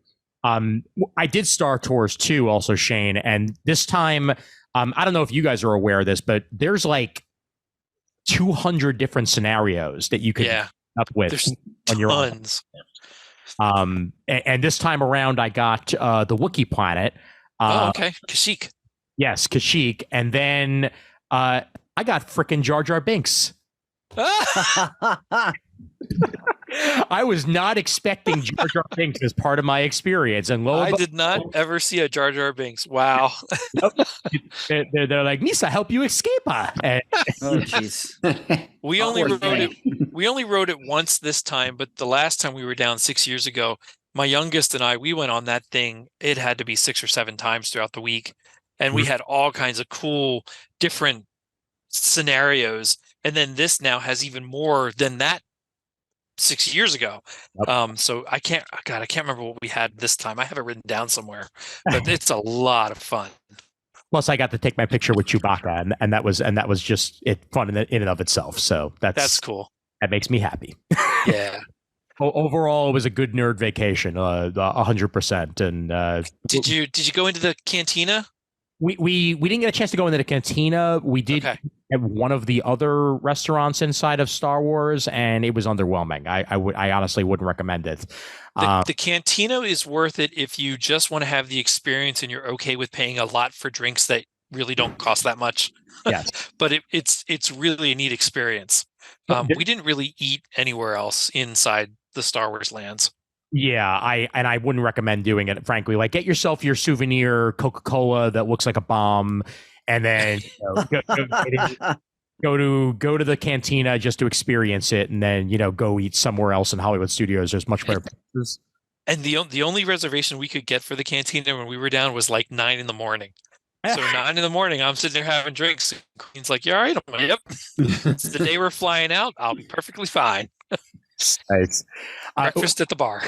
I would also suggest at Magic Kingdom there is a all-you-can-eat Thanksgiving restaurant. Like in one of the in like the main like American Square part of Magic. Yep.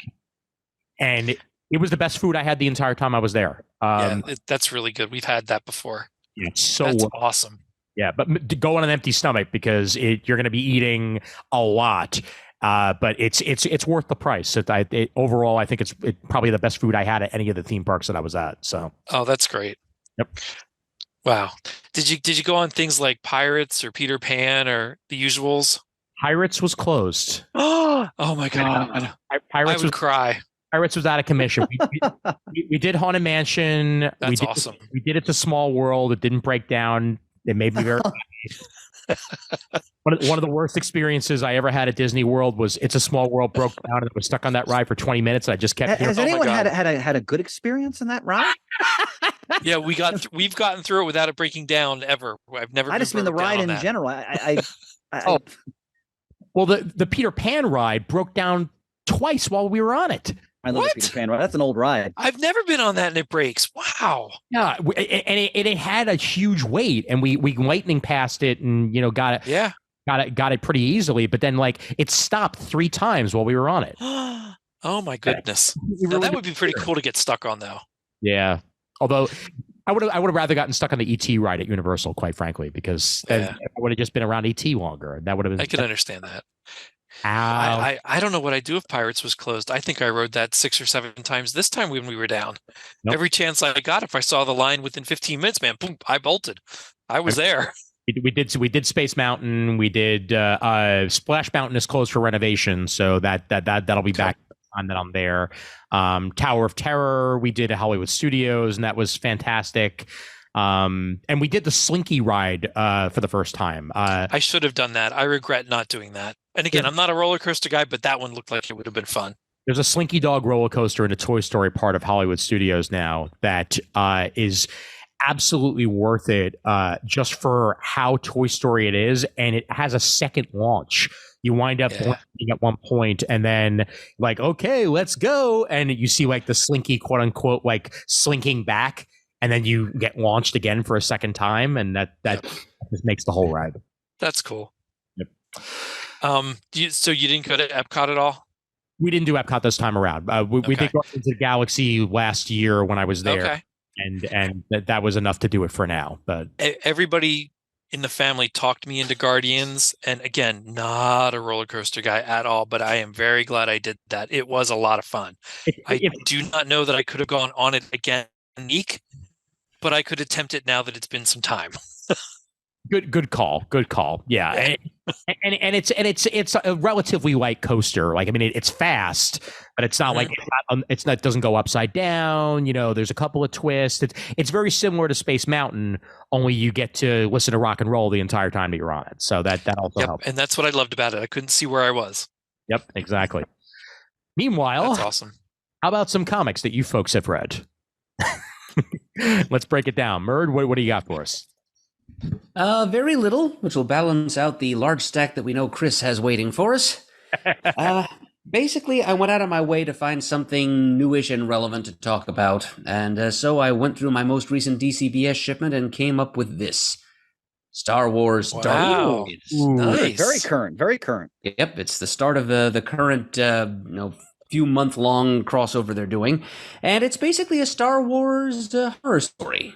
So timely that it's going to span the Halloween season and beyond, for that matter. There's a checklist at the back of all the different parts to this, and this is running clean on through December. Wow! And it's written by this first issue of the core miniseries is written by Charles Soule with art by Luke Ross and Great Alex penciler, Sinclair. Luke Ross. Great penciler. And it's tied into some recent Star Wars comics continuity.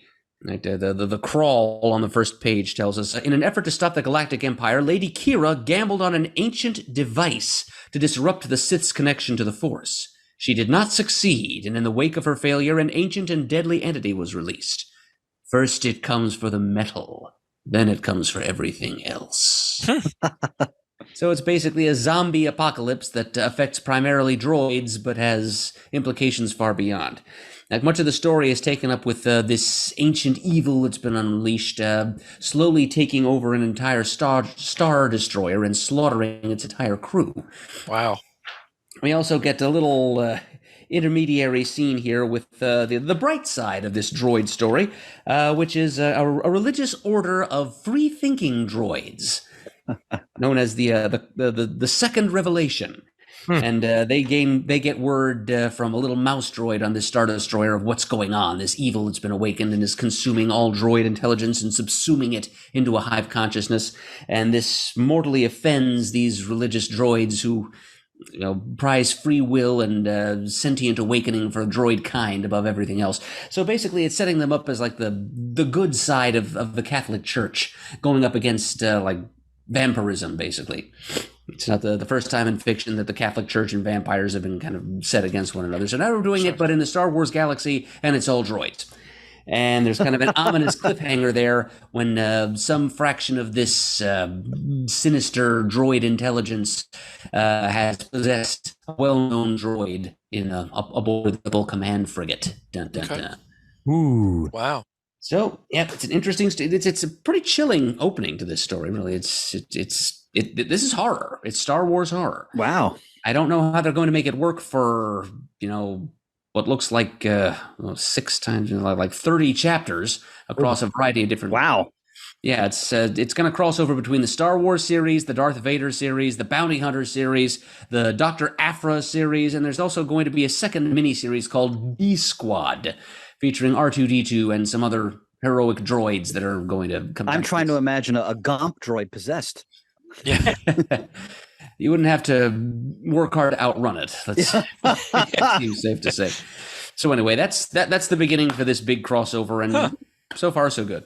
And the other thing I have to talk about is the only other thing. This is me keeping a promise I made months ago to our pal Big Jim, who back in April was kind enough to send me a couple of copies of his latest thing, which is his Rental Classics collections.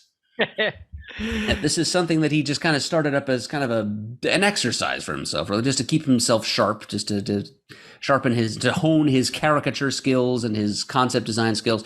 He would just do like basically a model sheet. He would take a classic movie of like the late 20th century, one that had probably shown up in video stores a lot in his youth and ours, and just do little head sketches of like all the different major characters, like sketch some of the key objects from the movie. And just do a whole sheet of nothing but that in his own signature cartooning style. Yep, that's volume 1 that Ian's got up on screen there. Rewind. Drawings of Filmcast 74 to 93, art by Big Jim Miller. And there's also been a second volume, which is right here, volume 2. More drawings of Filmcast, 1968 to 97 this time. Wow. And it shows the classics video store shelf alphabetically right between RoboCop and, if you look closely on the other side, Reanimate. Ooh, nice. Just to give you an example here, Chris, you mentioned in our last recording that American Werewolf in London is a favorite of yours. Well, here's what Big Jim did with that. Oh, wow. Oh, look at that. Great. That's fantastic. Yep. He's got everybody there's there. my finger, which is not a part of the cast, but that is fantastic. yeah, just Well done, Jim. you can basically name any like cult classic movie frequently rented from like the 70s and 80s. I and wonder he's if he has probably the got a Howling in sheet. there as well. Well, okay, there's the Howling's. Okay. Howling's not in there now. Oh, Pee Wee. Yeah, I wanted to bring that up. I just went to Rest his in peace. Instagram real Yeah. quick, and Actually, he I think Jim reposted that on Facebook recently, just as like a tribute to the passing of the man. Yep. Yeah. right here on Instagram is where I found it, and it's a loving rendition of him, also along with Large Marge. So why not? Well done. Excellent. Yeah. So I promised Big Jim months ago that I would give these rental classics volumes of sketches a mention, and now I've done it finally. And I'd like to exhort all of you to take a closer look. You can actually buy your own copies at bigjimstuff.storenvy. That's STORENVY. Only one E. It's not store envy. It's storenvy.com. All right. Very good. Fantastic. And Thank you very much, Jim. This just is a great display of your talents as a cartoonist and your knowledge and love of the same kind of video candy that we've all loved since children. And there's one in here of young Frankenstein somewhere. I'm going to dial that one up. I think I got to share because it is in black and white, of course. A lot of these are in color, but that one had to be in black and white. Big Jim. Here it is. Oh, very nice. Wow. That looks great. Big will always have a special place in my heart for putting up with me and Raph in a car on the way to Super Show. So that takes a lot of gumption, to say the least. Excellent. Yep. All right. Thank you, sir. Excellent. Indeed. And Shane, what do you got for us? All right. So I have, let's see, I'll start with the individual books. I read Void Rivals 1, which is the new hot thing to reintroduce Transformers and G.I. Joe into comics, as well as this new Void Rivals book. For all the hype, there was just a teeniest little bit of cameo for Transformers, but I'm very interested. I have issues 2 and 3 to read. Very interested to see what happens with this and Robert Kirkman's new universe that he's creating along with G.I. Joe and Transformers under Image Press. So that'll be cool. I didn't know. One of the coolest things was nobody knew what was coming out in this. We all just thought it was some new independent book, and okay, well, whatever, Robert Kirkman, sure, it's probably fine. And then you find out just before it's released, oh, Transformers and G.I. Joe might be coming out from this. And all of a sudden, for me, everything was crazy trying to find a copy. All the retailers knew about it, and for the most part, everyone kind of kept that secret, which was kind of cool. So I picked up my copy at Golden Eagle. Was G.I. Joe mentioned in the first issue or no? No, just the Transformers. Okay. But G.I. Joe is coming. Mm-hmm. Nice. And then I read issues 1 and 2 of the new Green Arrow and Green Lantern. Nice. Shane. I enjoyed them much more than I thought I would. I picked them up because I was at Golden Eagle and saw them on the shelf. Much more entertaining than I thought. I was going to just bypass them, and I was looking to buy something else from Golden Eagle in addition to Void Rivals. Picked these up, and I thoroughly enjoyed them. There was a hiatus because of the Night Terrors storyline that ran through. So when I got back from vacation and started looking at what I missed, I really didn't miss anything because 3 and 4 and whatever has just been solicited recently. So I got to order those just like normal. So I'll keep reading for a few more issues and see how it goes. But Green Arrow is, gosh, does it say here? Adams, Zarenko, and Fajardo Jr. Did I say that right? Probably not. And then Green Arrow is Williamson, Izaki, and Fajardo Jr. as well. That's Isaac's, by the way. Isaac's. Oh, thank you. Yep, no problem. Green Arrow especially, I really was not going to give this one a chance. I probably was going to look it up on the app later, but I really enjoyed this one more than I thought I would. I do have issue 3 sitting over there, and I have to sit down and read that one. But those were a treat to read, and artwork was really nice in both of them. And I kind of rushed through those because while I was on vacation, I had bought just before I went on vacation 2 trade paperbacks to take with me. and one was the Space Age, Ugh. Superman Space Age. Ooh, nice. This was an absolute treat. Yes, it is. From start to finish. Yep. I really did not know what to expect reading this. I know Chris and Ian, you had both raved about it. Phenomenal story. I thoroughly enjoyed this run through the DC history of a lifetime. Fantastic tales woven from all kinds of DC crossovers, all put together in Superman's lifetime, and in a way that to me made sense and told a captivating story. I was enthralled. I almost couldn't put this down. Yeah, it's that good. We're getting great stuff, Superman stuff from DC. Yeah. Recently. Really, really exceptional. The artwork is great in it. It really tells it tells an interesting perspective. It's very much a what if, an alternate reality. But there's a page in here that has the Justice League in there, and inside you get a Booster and Beetle drawn by Allred, which is awesome. Awesome. It's just phenomenal. You also get Pariah and Anti-Monitor, which oh my God. The story that they weave through this book with very heavy crisis tie-ins just blew me away. And one of the great things about the story, Shane, is just it explores, although one wouldn't think of this, it explores the limitations of Superman, what he can and cannot do. Essentially, it's a magnificent story. Look at that artwork. It really is. The way Batman's written in it is very intriguing. There's all kinds of DC characters all throughout it. I mean, they really pull from some deep cuts in here, and it's just a phenomenal story from start to finish. I loved it. Absolutely loved it. The other thing I started to read, I didn't get too far on vacation, but I finished it just last night in anticipation of this. Tom King's Supergirl, Woman of Tomorrow. So good. Such a fantastic romp of fantasy adventure in here. I had even less than Superman Space Age. I had no idea what to expect from this. And even the first issue, I really wasn't too sure, but boy, what a tale this is. Phenomenal outer space adventure with Supergirl. And it reads great in a trade. Yeah. Oh, fantastic in a trade. I think if I was getting this by issues, like so many things, I probably would have waited at some point to collect it all together to read.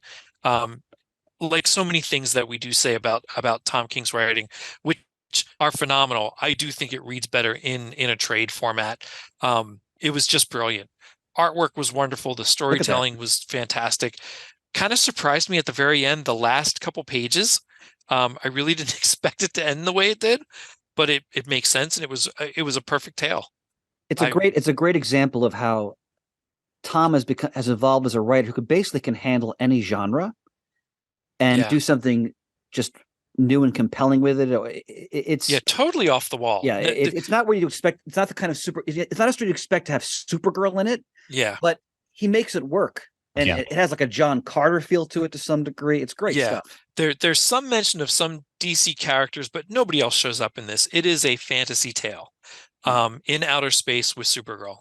It's phenomenal. I really enjoyed it. Excellent. Yeah. And I really, it's just so different of a take on Supergirl that I can't wait to see what the movie is going to look like. You know? Yeah, especially... Is the movie going to be inspired by that story? It is. That's what it's been said so far, which is part of why I wanted to read it. You know what? That makes sense, though, because the average moviegoer doesn't know much about Supergirl, right? We have to presume. Right. This is a great story to use as like an on-ramp for people. Yeah, because you get a little bit of her life and perspective from her and kind of her origins from it, but not in the usual fashion. And it still tells this fantastic adventure tale. Well, the dynamic she has with the young girl that she's traveling with. Yeah, I mean that's the heart of the whole story. It really is. That's the through line. You know, that the quest they're on. Yep. Because it's a quest story too. Yeah, so, it's a quest story. Yeah. They're looking to resolve something major. Yeah, it was phenomenal. I enjoyed it. Excellent. As Chris would say, highest recommendations for both Superman Space Age. Here, my friend. Here. Woman of Tomorrow. I'll jump in before Chris has his large list, just because it kind of piggybacks off of what you were just talking about a little bit, Shane. And that is, I got to read the first book of Superman: The Last Days of Lex Luthor. Oh, very nice. That was my first discussion. Well done, sir. Now we can piggyback from you to me.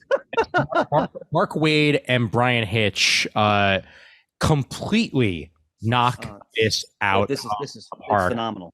I mean, for one thing, the artwork is absolutely stunning. It's Bryan Hitch at his finest. Yep. And what I appreciate about this is that, I mean, we already know that Mark Waid, knows how to get to the heart of characters very, very easily. And that is what we get out of this story. 155%. Really, it's a simple story when it comes down to it. Very simple. Superman goes to deal with the typical attack from Lex Luthor, only to then find out that Lex Luthor's dying. And it doesn't look like there's a cure. And Lex Luthor is going to Superman for help because there's no one else who could possibly help him in a situation. And he knows Superman will feel I have to help him. Mhm. Exactly. Yeah, whether or not he hates him or not. Yeah. It's a Superman's job to help a man in crisis. And in this situation, Lex Luthor is that man. And he goes out of his way to help him. There's a couple scenes that take place in Kandor that are terrific. Yeah, they're great. In that first issue, and we get backstory. Yes, we do. Whether or not this is taking place in the main DCU, frankly, doesn't matter because it's a black label book. Exactly. So yeah. This can be off on its own, and whether or not you want to place it in there, so be it. But this is at least a world where Lex and Clark have known each other since Smallville. Okay. And that's key to the entire story. Very much is, as it also adds to why Superman wants to help him so much, because he feels in some ways responsible for him. Whether or not he actually is or not, of course, is up to interpretation, but all the more reason for him to want to help Lex Luthor, no matter how many times Lex Luthor has tried to hurt him. And it's just terrific. And what's great about the story's accessibility, Ian, is that you don't have to be super steeped in the Superman comics. If you just know the basic dynamic of Superman and Lex Luthor, that's all you need to know. Exactly. And yeah, it's so well done. So you could potentially just have watched Smallville to a certain extent and go to this to read it, and you'll get absolutely. Absolutely. Oh, that's good. Yeah. No, 100%. And I mean, just your basic concept. This is Lex Luthor. This is Superman. They don't like each other very much. Go from there. And Mark Waid's Luthor dialogue is delicious. Oh, he just has the character down so perfectly. That's awesome. Absolutely. And Hitch, for that matter, it's epic artwork. Oh my God. Yeah. Epic. Easily some of my favorite Hitch artwork, which also piggybacks off of my other thing that I got a chance to read. One last quick point, Ian, I'm sorry, is that Kevin Nolan is inking. Yes. Oh, awesome. Book. So sorry. No, please. That also explains why the artwork is good, because you have that extra assist in there. But what I was going to say is I also read issue 2 of Ultimate Invasion, which I know I talked about issue 1 on the show. Issue 2 is very much steeping us in where this series is going, which is not at all the Ultimate Universe that we're familiar with, but the maker is very much trying to make it his Ultimate Universe. And we get a backstory. The differences between this reality is that, it's very similar to the Ultimate Universe that we knew, but it's also its own thing. Like, for instance, at one point, the maker went to go to the Antarctic to try to find, Captain America, and he didn't find him. So there was no super soldier in ice in this world.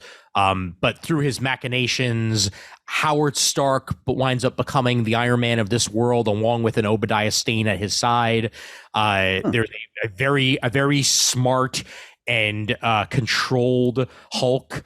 that's involved. The Rasputins are basically in charge of Russia in this world, but this is not the world that we're going to wind up getting familiar with. Clearly, this is just one of the attempts that the maker has tried. And there's going to be more to come in one way or the other before this is all said and done, and we're left with what probably will be a new Ultimate Universe, as has been solicited. But overall, intrigued as to where Jonathan Hickman's going with this. And I'm sure we're going to get further involvement from our Marvel heroes at one point, as the maker deals with all of his crap. And I'll also say that I got a chance to read the rest of the first 6 issues of the Adventures of Superman Jonathan Kent book, which I have to read that. I'm looking forward to it. Yeah, it's wonderful, especially as it deals with the Injustice universe and an absolutely broken Superman who gets to meet what could have been his son for the very first time. Oh wow! And the impact that has on a Superman that has already broken bad. Like where is he going to go from here? And for that matter, Jonathan Kent. Who does Jonathan Kent help in a world where his father is quite literally a despot? Where do you go from there? Really terrific dialogue by Tom Taylor. Yep. That's to be expected. And we're left with a cliffhanger at the end where he supposedly is sent home afterwards, but everything is very, very quiet. And I'm assuming this is going to wind up leading to whatever's happening with this, terror in the DC universe. But, where do we go from there? We'll certainly find out. But great first 6 issues of that, and well worth checking out in trade if you get the opportunity to do so. Father-son story, Shane. Oh, yeah, that'll get me. And Chris, the floor is yours. All right, brothers. Okay. All righty. Let's see what we got here. Hey. Oh my God. All right, so I did a lot of new reading and a lot of nostalgic old reading. Let's start with the new reading. So Okay. Ian already graciously talked about Lex Luthor last days. We can pass that one. Mm-hmm. What if Dark Spider Gwen? Interesting. Now, the reason I picked this up is that it's co-plotted by Jerry Conway. Nice. And scripted by Jody Hauser. Art by Ramon Box. Really good story. So it starts with the actual reprint, the climactic battle in Amazing Spider 121 where Gwen is killed. Then they go to the what if where Peter dies saving Gwen as she's thrown off the bridge. Okay. And the book is then about Gwen realizing, oh crap, my boyfriend is Spider-Man. He just died. Mm-hmm. And then her dealing with the ramifications because the Green Goblin is still out there now. Right. And it's just about her coming to terms with what happened to Peter, the legacy of Spider-Man, the Goblin, Harry, who is of course her friend. They're really good what if. Like what we want from a good what if, you get it in this issue. Excellent. So I really enjoyed that. I'm gonna have to read that now because you said the words "good what if," and that makes me happy. No, I recommend it. I've mentioned this before, but just again, Superman Lost, and Shane talking before about Superman Space Age. So much good Superman stuff being produced by DC right now. Again, this is Christopher Priest and Car Pagulon. They did the Deathstroke series together. Again, the premise is Superman blinks out of reality for a moment. He comes back. He's been gone for like 25 years. Lost way, way, way out in space. However many light years away, trying to find his way back. And what makes the story so good is that you see his struggle. They also take you back to the present day where he's struggling to try to reassimilate with life with Lois and the world that he knew when he's been gone this long. There's a almost like a PTSD quality to the story. We've had many stories like this before in the past. Hero vanishes for a moment, but then they're gone for a long time. This really explores like the consequences of that on the psyche of the main character. Top-notch stuff. Well, even Star Trek Next Generation's Inner Light toyed with that a Inner little Light, bit. yep. And I thought that could have had a better second part to Picard reintegrating after a lifetime away. Right. So yeah, that's interesting. Yep. The new Black Panther series. Ooh. I've read issues 1 and 2. Scripter, I think it's Eve Ewing. Let me double check that. My apologies. I'm failing. Why can't they play credit pages like they used to? Where the hell's the credits? It seems so simple, right? Here we go. Give credit. Evo, you and the writer, Chris Allen Pencer does a wonderful job. Chris Allen, Craig Young is the inkers, Jesus Abertoff, color artist, Joe Sabino, letterer. Now, I didn't finish the Ta-Nehisi Coates run. I have the entire omnibus, so I'm going to sit down and read it eventually. But I did know that at the end of that, at some point, Wakanda becomes a parliamentary democracy, and they do away with the monarchy. So this story picks up with T'Challa. He's still the Black Panther, but he's no longer the king. So it's him trying to find his place in this new world of Wakanda, essentially. And the story takes place in one of Wakanda's more industrialized, sort of off to the side type cities. And they really go into the history of Wakanda. They bring in the maps they used to use. They kind of update it. So it very much is conscious of the history of the character. And I was really intrigued by the first two issues. They introduced a new adversary for T'Challa, but it's also him dealing with the fact that the city he's in, there's definitely a class issues going on with the economy, because they talk about how in Wakanda, everyone is taken care of, but there's still people who have more than people who don't. We've never really seen that before in the world of Wakanda. This story is exploring that. Very impressed with it so far. Stunning artwork by Chris Allen. Good stuff so far. Beautiful, yeah. Oh, thank you for bringing up. Yeah, beautiful page. Now, I've mentioned this before when I got the free FCBD book. The new Conan the Barbarian is phenomenal. Absolutely phenomenal. So this is from Titan, and their subprint, I think it's Heroic. Yeah, Heroic Signatures. So you have, again, let me find the credits. Damn it. Oh, here we go. So Jim Zub writing, Rob De La Torre doing the art, Jose Villarrubia, color artist, Richard Starking's letterer. Now, look at this page. Outstanding. So De La Torre is clearly channeling Big John Buscema, who's one of the all-time great Conan artists from the Bronze Age. And I've been like a casual Conan reader throughout my life. I read some Savage Sword magazines when I was a kid, some of the Marvel issues. I love a lot of the stuff Dark Horse did, Kurt Busiek, Brian Wood, when they had, when Dark Horse had the license. A lot of good stuff over the years.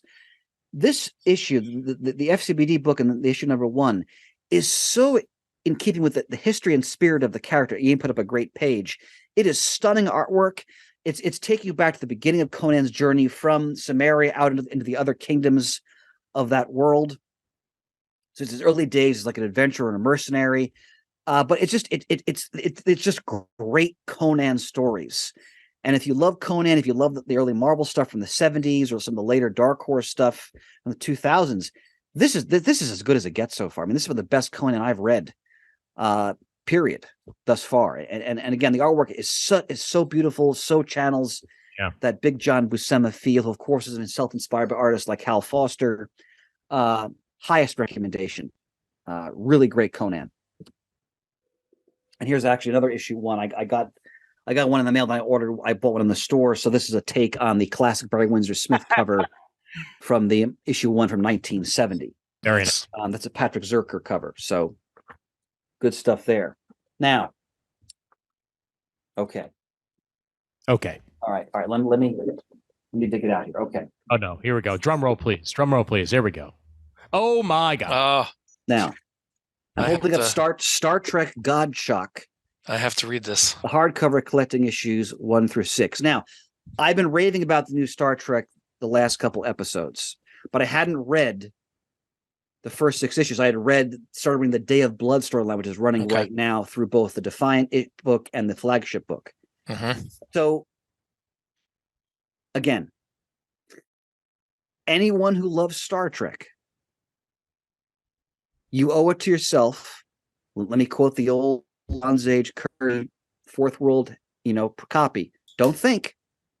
Just go out and buy these. Anyone who's missed, especially Deep Space Nine, this is it. Okay. Now, what is so impressed me is that Colin Kelly, is it Colin Kelly? Colin Kelly and Jackson Lansing. So they're the co-writers on this. This is so good. I ordered the Star Trek 5 years hardcover immediately. Nice. They just did that series over the past few years. That's the 5th year of the Star Trek, of the original cruise voyages. They're releasing a hardcover, the first several arcs of that. It's coming to me because these writers so get these characters. What they've done wonderfully is they've taken characters from all the shows, essentially. Next Generation, the original series, Deep Space Nine, especially, Voyager, was it Enterprise, the original Bakula one? That's not here, but everybody else. And Cisco has returned. It's 3 years after the end of Deep Space Nine. He comes back from when he's off with the Prophets. But what matters here is how well the creators understand the history of Star Trek and the characters. So Shane, like when you're reading these stories, you're home. Like it is all the characters of Star Trek you know and love. And they're just nail every single one. And let me tell you, the current storyline, The Day of Blood, is running through September, which is a massive crossover event. It is absolutely thrilling. And Data's there. Spock, Scotty is still alive. I don't remember how they brought him back, but Worf, Cisco. It's great Star Trek, and this is so good that I got 1 through 6 on the hardcover, and I had 9 and up. I missed 7 and 8. I went online. I paid too much. I don't care. I got the 2 back issues, got them home, read them, have the whole story now. And I'm so happy to be a Star Trek fan and to have these books coming out. And Christopher Cantwell, a writer I've raved about for quite a while on the show, is writing the Defiant series, which focuses on Worf and his captaincy of the Defiant. Superb. So anyone who loves Star Trek, if you haven't picked up these issues yet, my God, please do, because they're that good. Do yourself a favor. All right, now moving on. The Master. I have Terry to start Moore, that as well. Parker Girls. So I read the first couple and single. I said, you know what, I'm going to read for the trade, which I'm doing more and more now. So this is the first 5 issues. I just ordered from the latest previews. The second trade, which finishes the story, issues 6 through 10. So if you miss Strangers in Paradise, especially the espionage Parker Girl side of it, boy, you got to read this. So this takes place in the present day. So it's Kachu and Francine are off. They're doing their own thing, and Tambi and her organization get wrapped up with a billionaire who's clearly inspired by real billionaires of today that we all know and loathe. And it's the Parker Girls end up, one of them is murdered, and it looks like that one of these oligarchs is involved. And Tambi sends for Kachu and says, okay, I need you to go to work because we got to bring this guy down. That's all I need to say. It's everything you know and love about Terry Moore. And whenever I read a new Terry Moore book, it's just a reminder of how he is one of the great living masters of the medium. His storytelling ability, his drawing. Again, there really is very few people who really rise to his level as far as I'm concerned. And he hasn't missed a step. I mean, this is as good as anything else he's done so far. There's the humor, there's that expressiveness in his characters, which I think no other pencil really can match. Yeah. And there's the great intrigue. When we think about back to Strangers in Paradise, Strangers in Paradise, it's a romance book. It's a comedy. It's also a spy book, right? It's all these different elements to it. And, you get that here as well. So good to be home with this again. Now, old stuff. Stuff.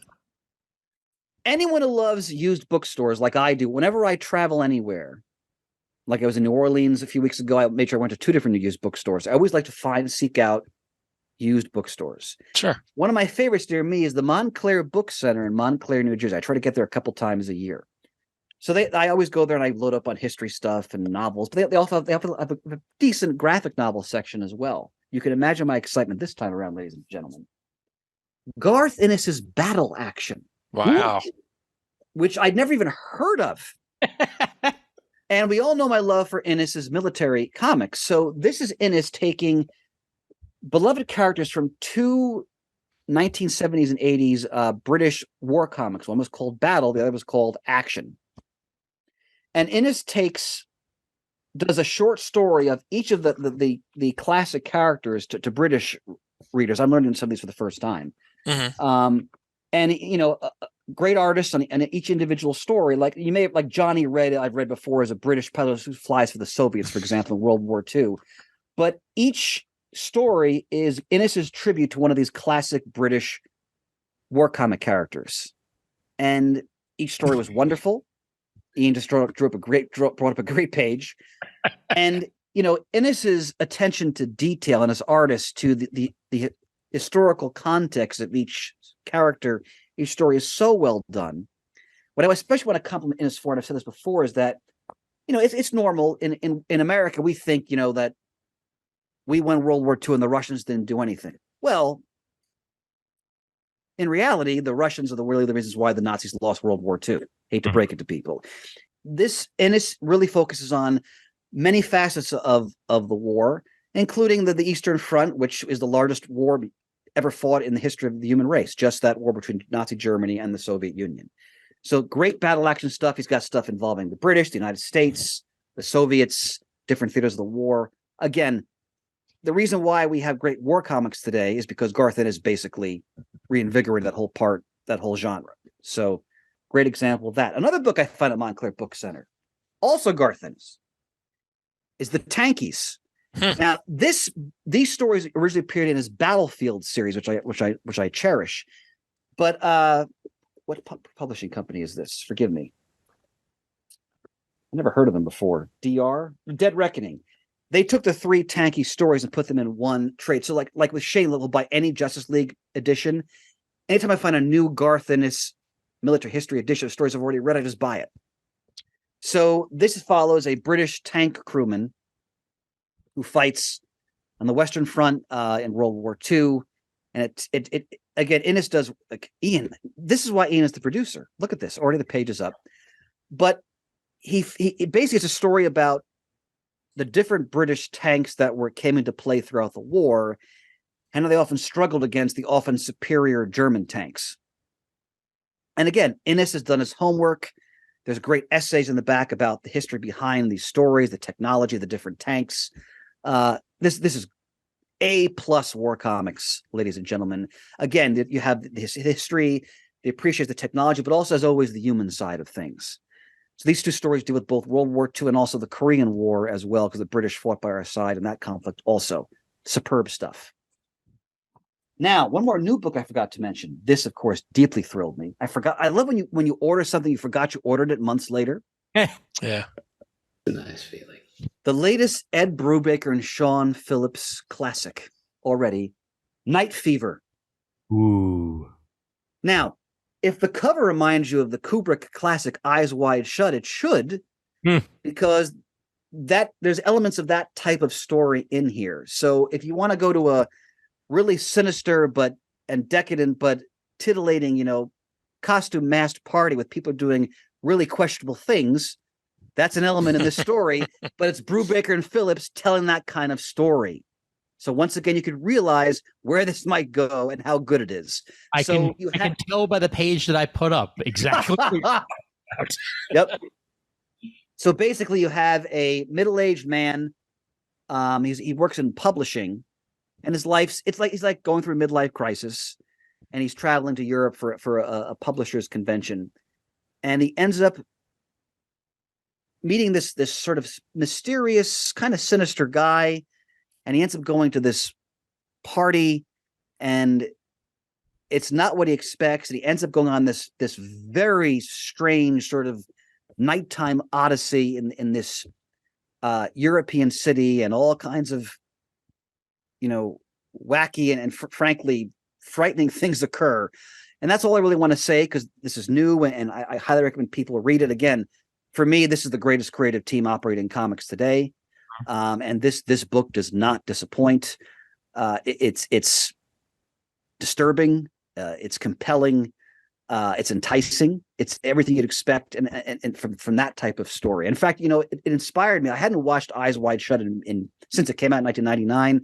I love Kubrick. I watched it again. God, that movie is disturbing, but God, it's so good. So there you go. Yep. All right, now we're getting down to the last few here. I'm also a big flea market lover. Yes. I love going to flea markets.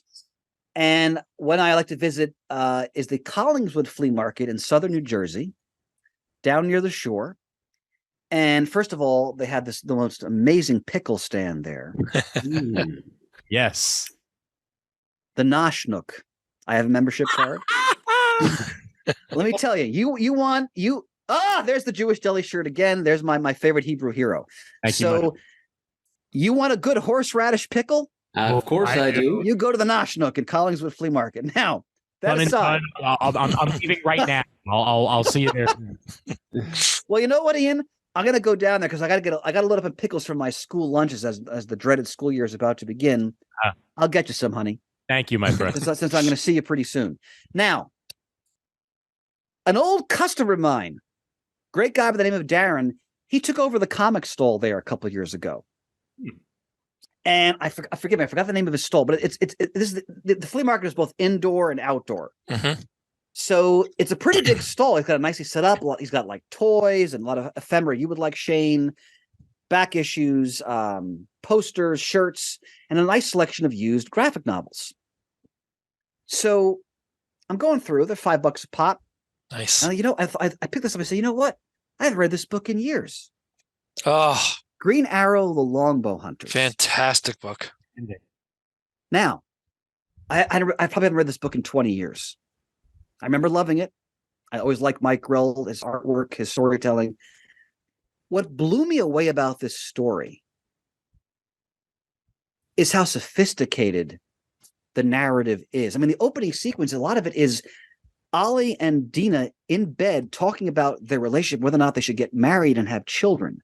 Yeah. Folks, they don't make books like this anymore. Not superhero comics anyway. This is the best of the 1980s when it comes to like the 80s sensibility, the more sophisticated 80s storytelling started to see with superhero comics.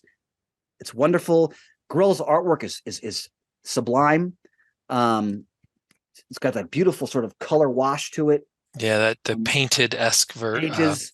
it's beautiful. And it's a very street level type Green Arrow story.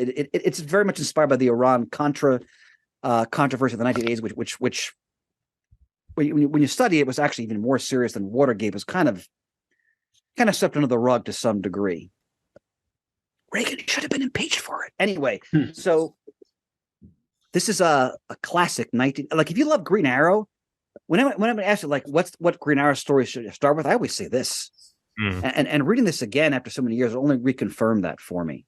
And great stuff. That time period and with the bow and everything that they have him use, it's very simplified. No gimmicks. There's no gimmicks. I love the trick arrows. Oh, absolutely. But this is very different in that way. And to be sort of kind of sorted, this is like badass Green Arrow. Like like he's dealing with like street criminals, and and Black Canary is like captured and being tortured. Like it's really it's Shay, would you say it's a very adult? Oh yeah, story. Yeah. It's very adult. I'm pretty sure the issues had suggested for mature readers on it when it first was released back in the 80s. Murd, you want to say something? I'm sorry, my friend. No, just agreeing with Shane. I think it did have a suggested for mature readers warning on it.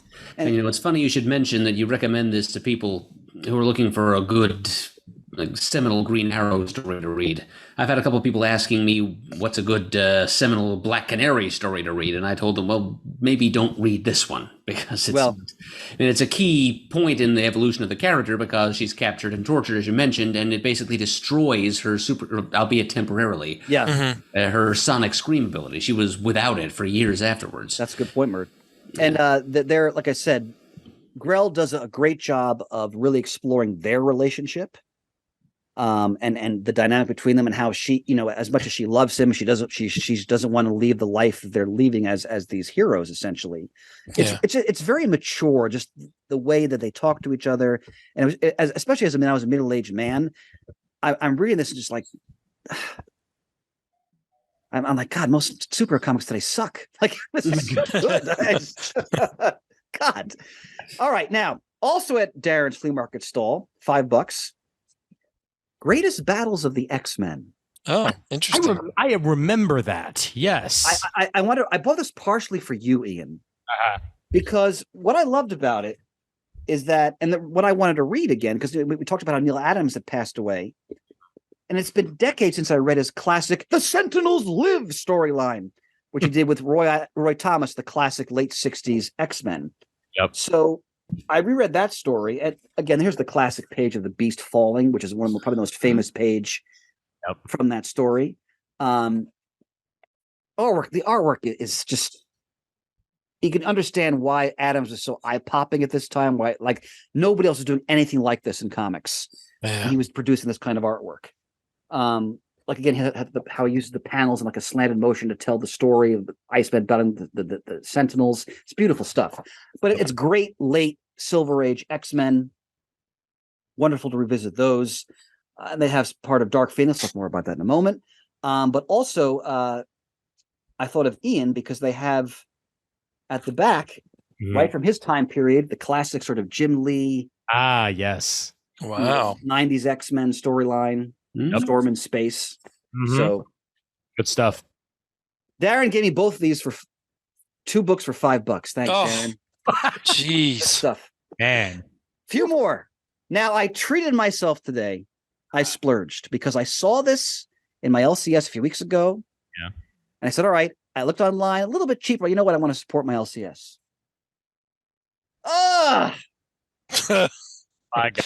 A tome. Amazing Spider-Man Volume 4 Omnibus. Now, this was calling out to me, singing, because this is my era. This is Jerry Conway, Bronze Age. It's issues, let me see here, 105 to 142. Oh, wow.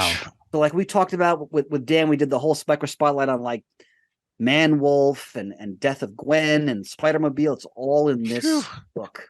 Man-Wolf. 400 pounds. Yep. Too heavy for you, Shane, but that's a book. I am thrilled to own this. It's got, Luke Cage, the Punisher, the Jackal, all those stories. Great Murd, cover. and also the introduction of the Gibbon. Nice. Marty Blank himself. The birth of the Gibbon. So thrilled to have that in my library. I'll be certainly revisiting that. Now, last thing I want to talk about, and most importantly, I read Dark Phoenix Saga innumerable times in my life, but it's been a while, at least a year or two. I thought, you know what, over the summer, let me sit down. It's been a while. Let me read the story again. I decided, though, my older stepson, Ricky, when I had my shop, I brought him a lot of books. And I remember that I got him a hardcover of the Proteus story. Which is right before Dark Phoenix. Now, earlier this year, I took an old Marvel Masterworks. I reread most of the Claremont Byrne X-Men, Savage Land, Japan, Magneto, etc. So those were fresh in my memory, and the Great Cockrum stuff before that. I decided I'm going to sit down and read Proteus first, then I'm going to read. And like Shane, I keep getting different editions. This just came out, so this is the Epic Collection. I have all these, but what the hell? So, this collects X-Men 129 to 141, and so it's actually 142. So it's the whole Dark Phoenix, Days of Future Past, and Kitty Alone in the Mansion with the Demon. All those stories. Furthermore, and Murd reminded me of this. There's a Marvel team up issue 100, which Murd made me aware of that shows T'Challa and Storm meeting as kids, which Claremont established, and then, of course, Priest ran with in his classic stories. So that's in this collection too. Murray, thanks for making me aware of that story. So I read Proteus and Dark Phoenix Saga over several nights. Let me tell you something. Most superhero comics are shit today. Let me tell you why. Let me tell you why. My. Sorry for the PG-13 there, folks. Let me tell you why, though. The reason why the X-Men became who they are, the reason why they became this massive, multimedia sensation for Marvel, the reason why we all love these characters is because in these stories, the attention to characterization that Claremont, Cockrum, and Byrne put into these stories, primarily for 2 reasons: captions and thought balloons. The reason why we know the X-Men so well is because of the way they were written in these stories. Yeah. If they were not written this way, we wouldn't love these characters and we wouldn't know them the way we do. And I'm going to be the old man now. This is lost. Like, they don't write comics like this anymore for the most part. Some indie books do, like Brubaker does a lot of his crime noir stuff, but like that's next level brilliant stuff. I'm talking about big two companies, superhero comics. This is gone.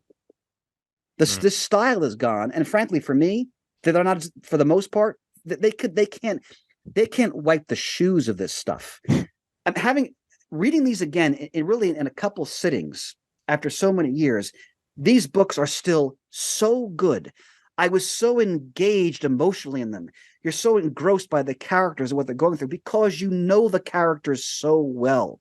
You know that Wolverine loves Jean Grey, but he can't tell her. You understand Scott's struggles as a leader. Scott Summers is not the most boring X-Men. Everybody says that. I love him. You know why? Because I know him because of the struggles he goes through in these stories, thinking about how am I going to lead the X-Men. They don't do it anymore. They just don't. And I think the stories are poorer for it. And the Dark Phoenix Saga, I won't go on too much about how Jean never should have been brought back. That we've talked about that before. But the impact of this, the death in that story, when you read through it again, and the magnificent space operatic elements, all of that, and hey, Dazzler, but all of that, but that climactic story, you feel the whole history of the X-Men up to that point. You feel the relationships. You feel Hank's angst about, am I betraying the Avengers by running off to help with the X-Men? Xavier struggling with, is what happened to Jean? Is this my fault? All of it. There's a reason why this is still considered one of the greatest X-Men stories, super stories of all time. And having read it again, especially now as a 50-year-old man, have not read it for a couple of years. These books are still, for me, cream of the crop. And I was moved again. I was 12 years old again, but now I'm a 50-year-old man. So I'm bringing more experience to these stories of relationships and all of that. And they're so well done. And the attention to the history, to the detail. Again, I missed the caption box from the editor reminding us of what happened so many years ago. And then they bring that into the story. It just, I have that collection too. That's the one I have. That is the first graphic novel I ever got for Christmas as a kid in the 80s. Nice. This was one of the first graphic novels that I picked up off the stands as well. I believe from a Walden Books in Kings Plaza. Walden Books. That's where I got my copy of the Dark Phoenix Saga with this cover. This is the cover for me. Like I have this too. Yep. We all know that the classic burn image that they use all the time, but this particular image that I have on the screen, Kevich, is fantastic. That is the Dark Phoenix Saga to me, like period. Yep. And what's great, Ian, the connectivity is that I got when you were probably, what year were you born? I was born in 84.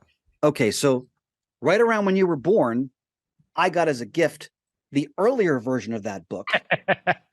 Nice. When it was first released in the early 80s with the same cover art. So anyway, I could go on and on and on, gentlemen. I won't, but it was great to come home again and to remember why I love the X-Men characters so much.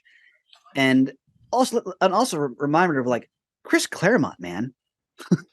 When you think about what he did with the artists he was working with and what he built, I mean, no one writes a book for 15 years now.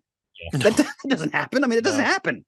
So, and the fact that he was given the room to really, because remember the X-Men was like on the verge of cancellation, being printed in reprints bi-monthly for a period of time, and what he did here, to me, it's one of the great achievements in the history of the medium.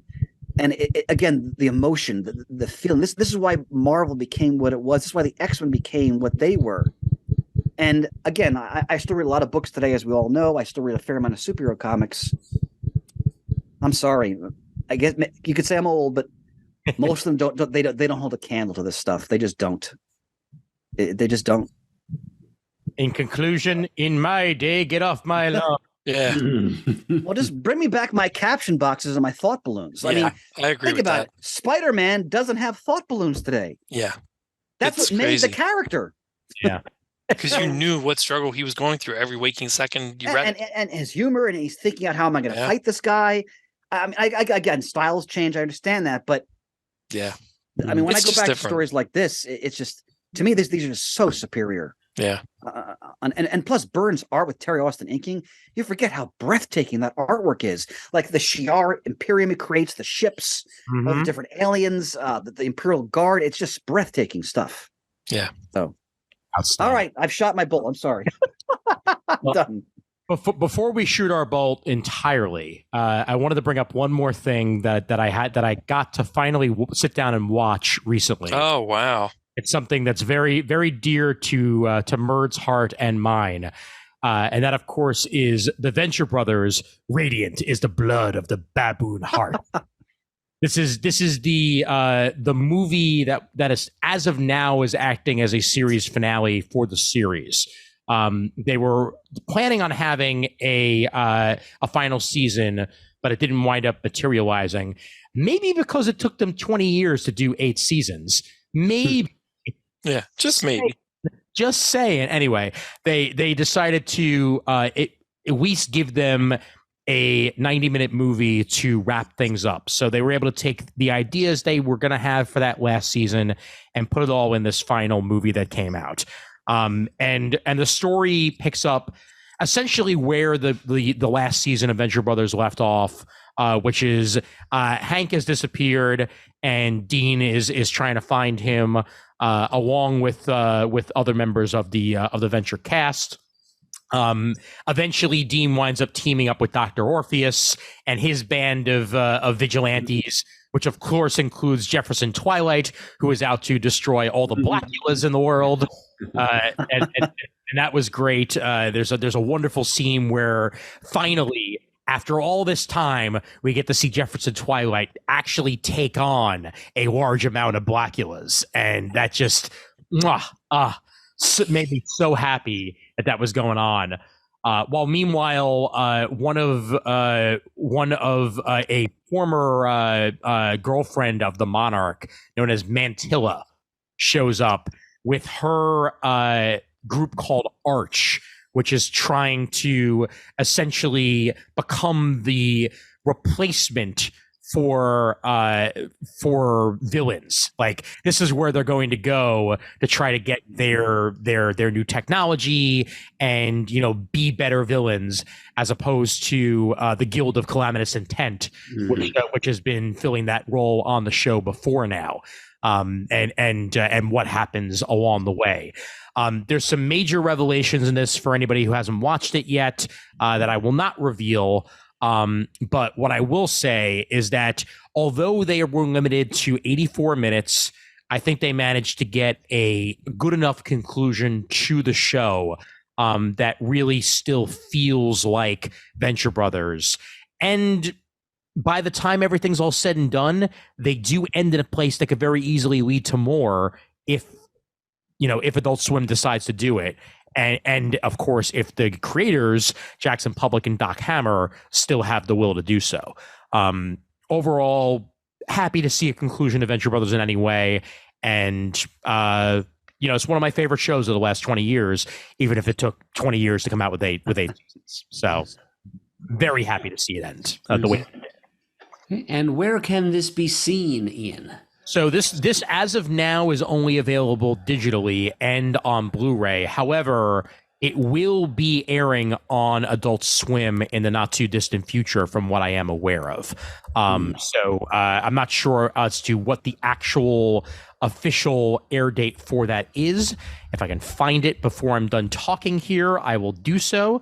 But I will say that it is available digitally and it is available on Blu-ray, and Murd, your Blu-ray copy will be in your hands the next time that I see you. So there is that going for it. Isn't he swell, man? Yep. It's actually airing on September 1st on Adult Swim. So wow, that's soon. Exactly. Yeah, wow. Ian, if you'll forgive me, I have one more round in the chamber when you have a moment. No, Me please. too then. Ian. So Oh, Shane, go first. No, go ahead. This very Friday, it is airing on Adult Swim for anybody who has the opportunity. I also, hopefully, the next time we have a comic talk, I will have reviewed the Metalocalypse movie, which also has been released and is now available. But that also has a TBD as to when it's going to show up on Adult Swim, but it is available digitally and on Blu-ray. And of course, I gave you the greatest gift of all: disappointment. My favorite Shane, line in the history of Metalocalypse. Love that stuff. Shane, Well, you sure you don't want to go first? Go ahead. The only thing I'm going to do is show off Shipwreck, Yes. Holly. Torpedo, Boom. Torpedo. rock and roll with this awesome. Wow. Throwing up the goats. Yeah. And then let's see. Scrap Iron and his drone, which is awesome. That's great. Yes. And one of the coolest things lately is a cobra eel that I put on a stand like he's floating underwater. Yes. But epically designed. So Those that's figures just are beautiful. Wow. new GI Joe wares. Forgive me. Last thing I forgot to mention about the X-Men stories, right? Because I thought it was so important. In the Proteus story, Proteus, by the way, is probably one of the most terrifying villains the X-Men ever fought. Moira McTaggart's son, whose mutation is so powerful, but also a curse because he needs to absorb the psychic energy of other people. He takes their form, absorbs everything. They become a husk, they die, and then he moves on to the next form. But he has incredible, like, reality warping powers. But what I forgot about was that in the story, and again, the writing is so sophisticated, and it gets around the comics code, I guess. Claremont makes it clear that Moira McTaggart's husband raped her. And that Proteus, in a sense, a lot of his anger and hatred is a consequence of the way in which he was conceived and the consequences of all that. And let me tell you something. This is, 1979, 1980 writing. It is so mature, so sophisticated. And he never uses the word rape, but it's obvious that's what they're talking about. And again, it's just an example of the X-Men comic of the time. When you think about, big two superhero comics, this was on a whole nother level when they're dealing with topics like this and the consequences of them. Just outstanding material. Nice. So now I'm truly done. Excellent. And boy, oh boy, is that a bolt shot, gentlemen. Yeah, that sure is. This was a glorious catch up all around, and I believe you'll know through the history of time that I'm going to be making sure that this is our summer spectacular. As we did not name a comic talk that yet, and it's still the summer. And boy, oh boy, this 3 hours was a good time all around. So excellent. All right. Well, before we wrap up, once again, a reminder that you, fine listeners, over at patreon.com/comicgeekspeak, help this show continue to happen. And we thank you so much for any continued support here that you give. And we thank you so much for that over at patreon.com/comicgeekspeak. And Shane, I will hand it over to you for our closing credits. And get to be Shane. Visit us at comicgeekspeak.com. To send us an email, the address is comicgeekspeak@gmail.com. To leave a voicemail, the number is 267-702-6642. Stop by thecomicforums.vanillacommunity.com. Look us up on YouTube at youtube.com/comicgeekspeak. Follow us on Twitter, like us on Facebook, send in your Muddle the Murds. Even though Ian says we have a couple, we want some more, so send them in. Murd's tempting you. Come on. And as always, we are uniting the world's mightiest heroes, one listener at a time. Au revoir.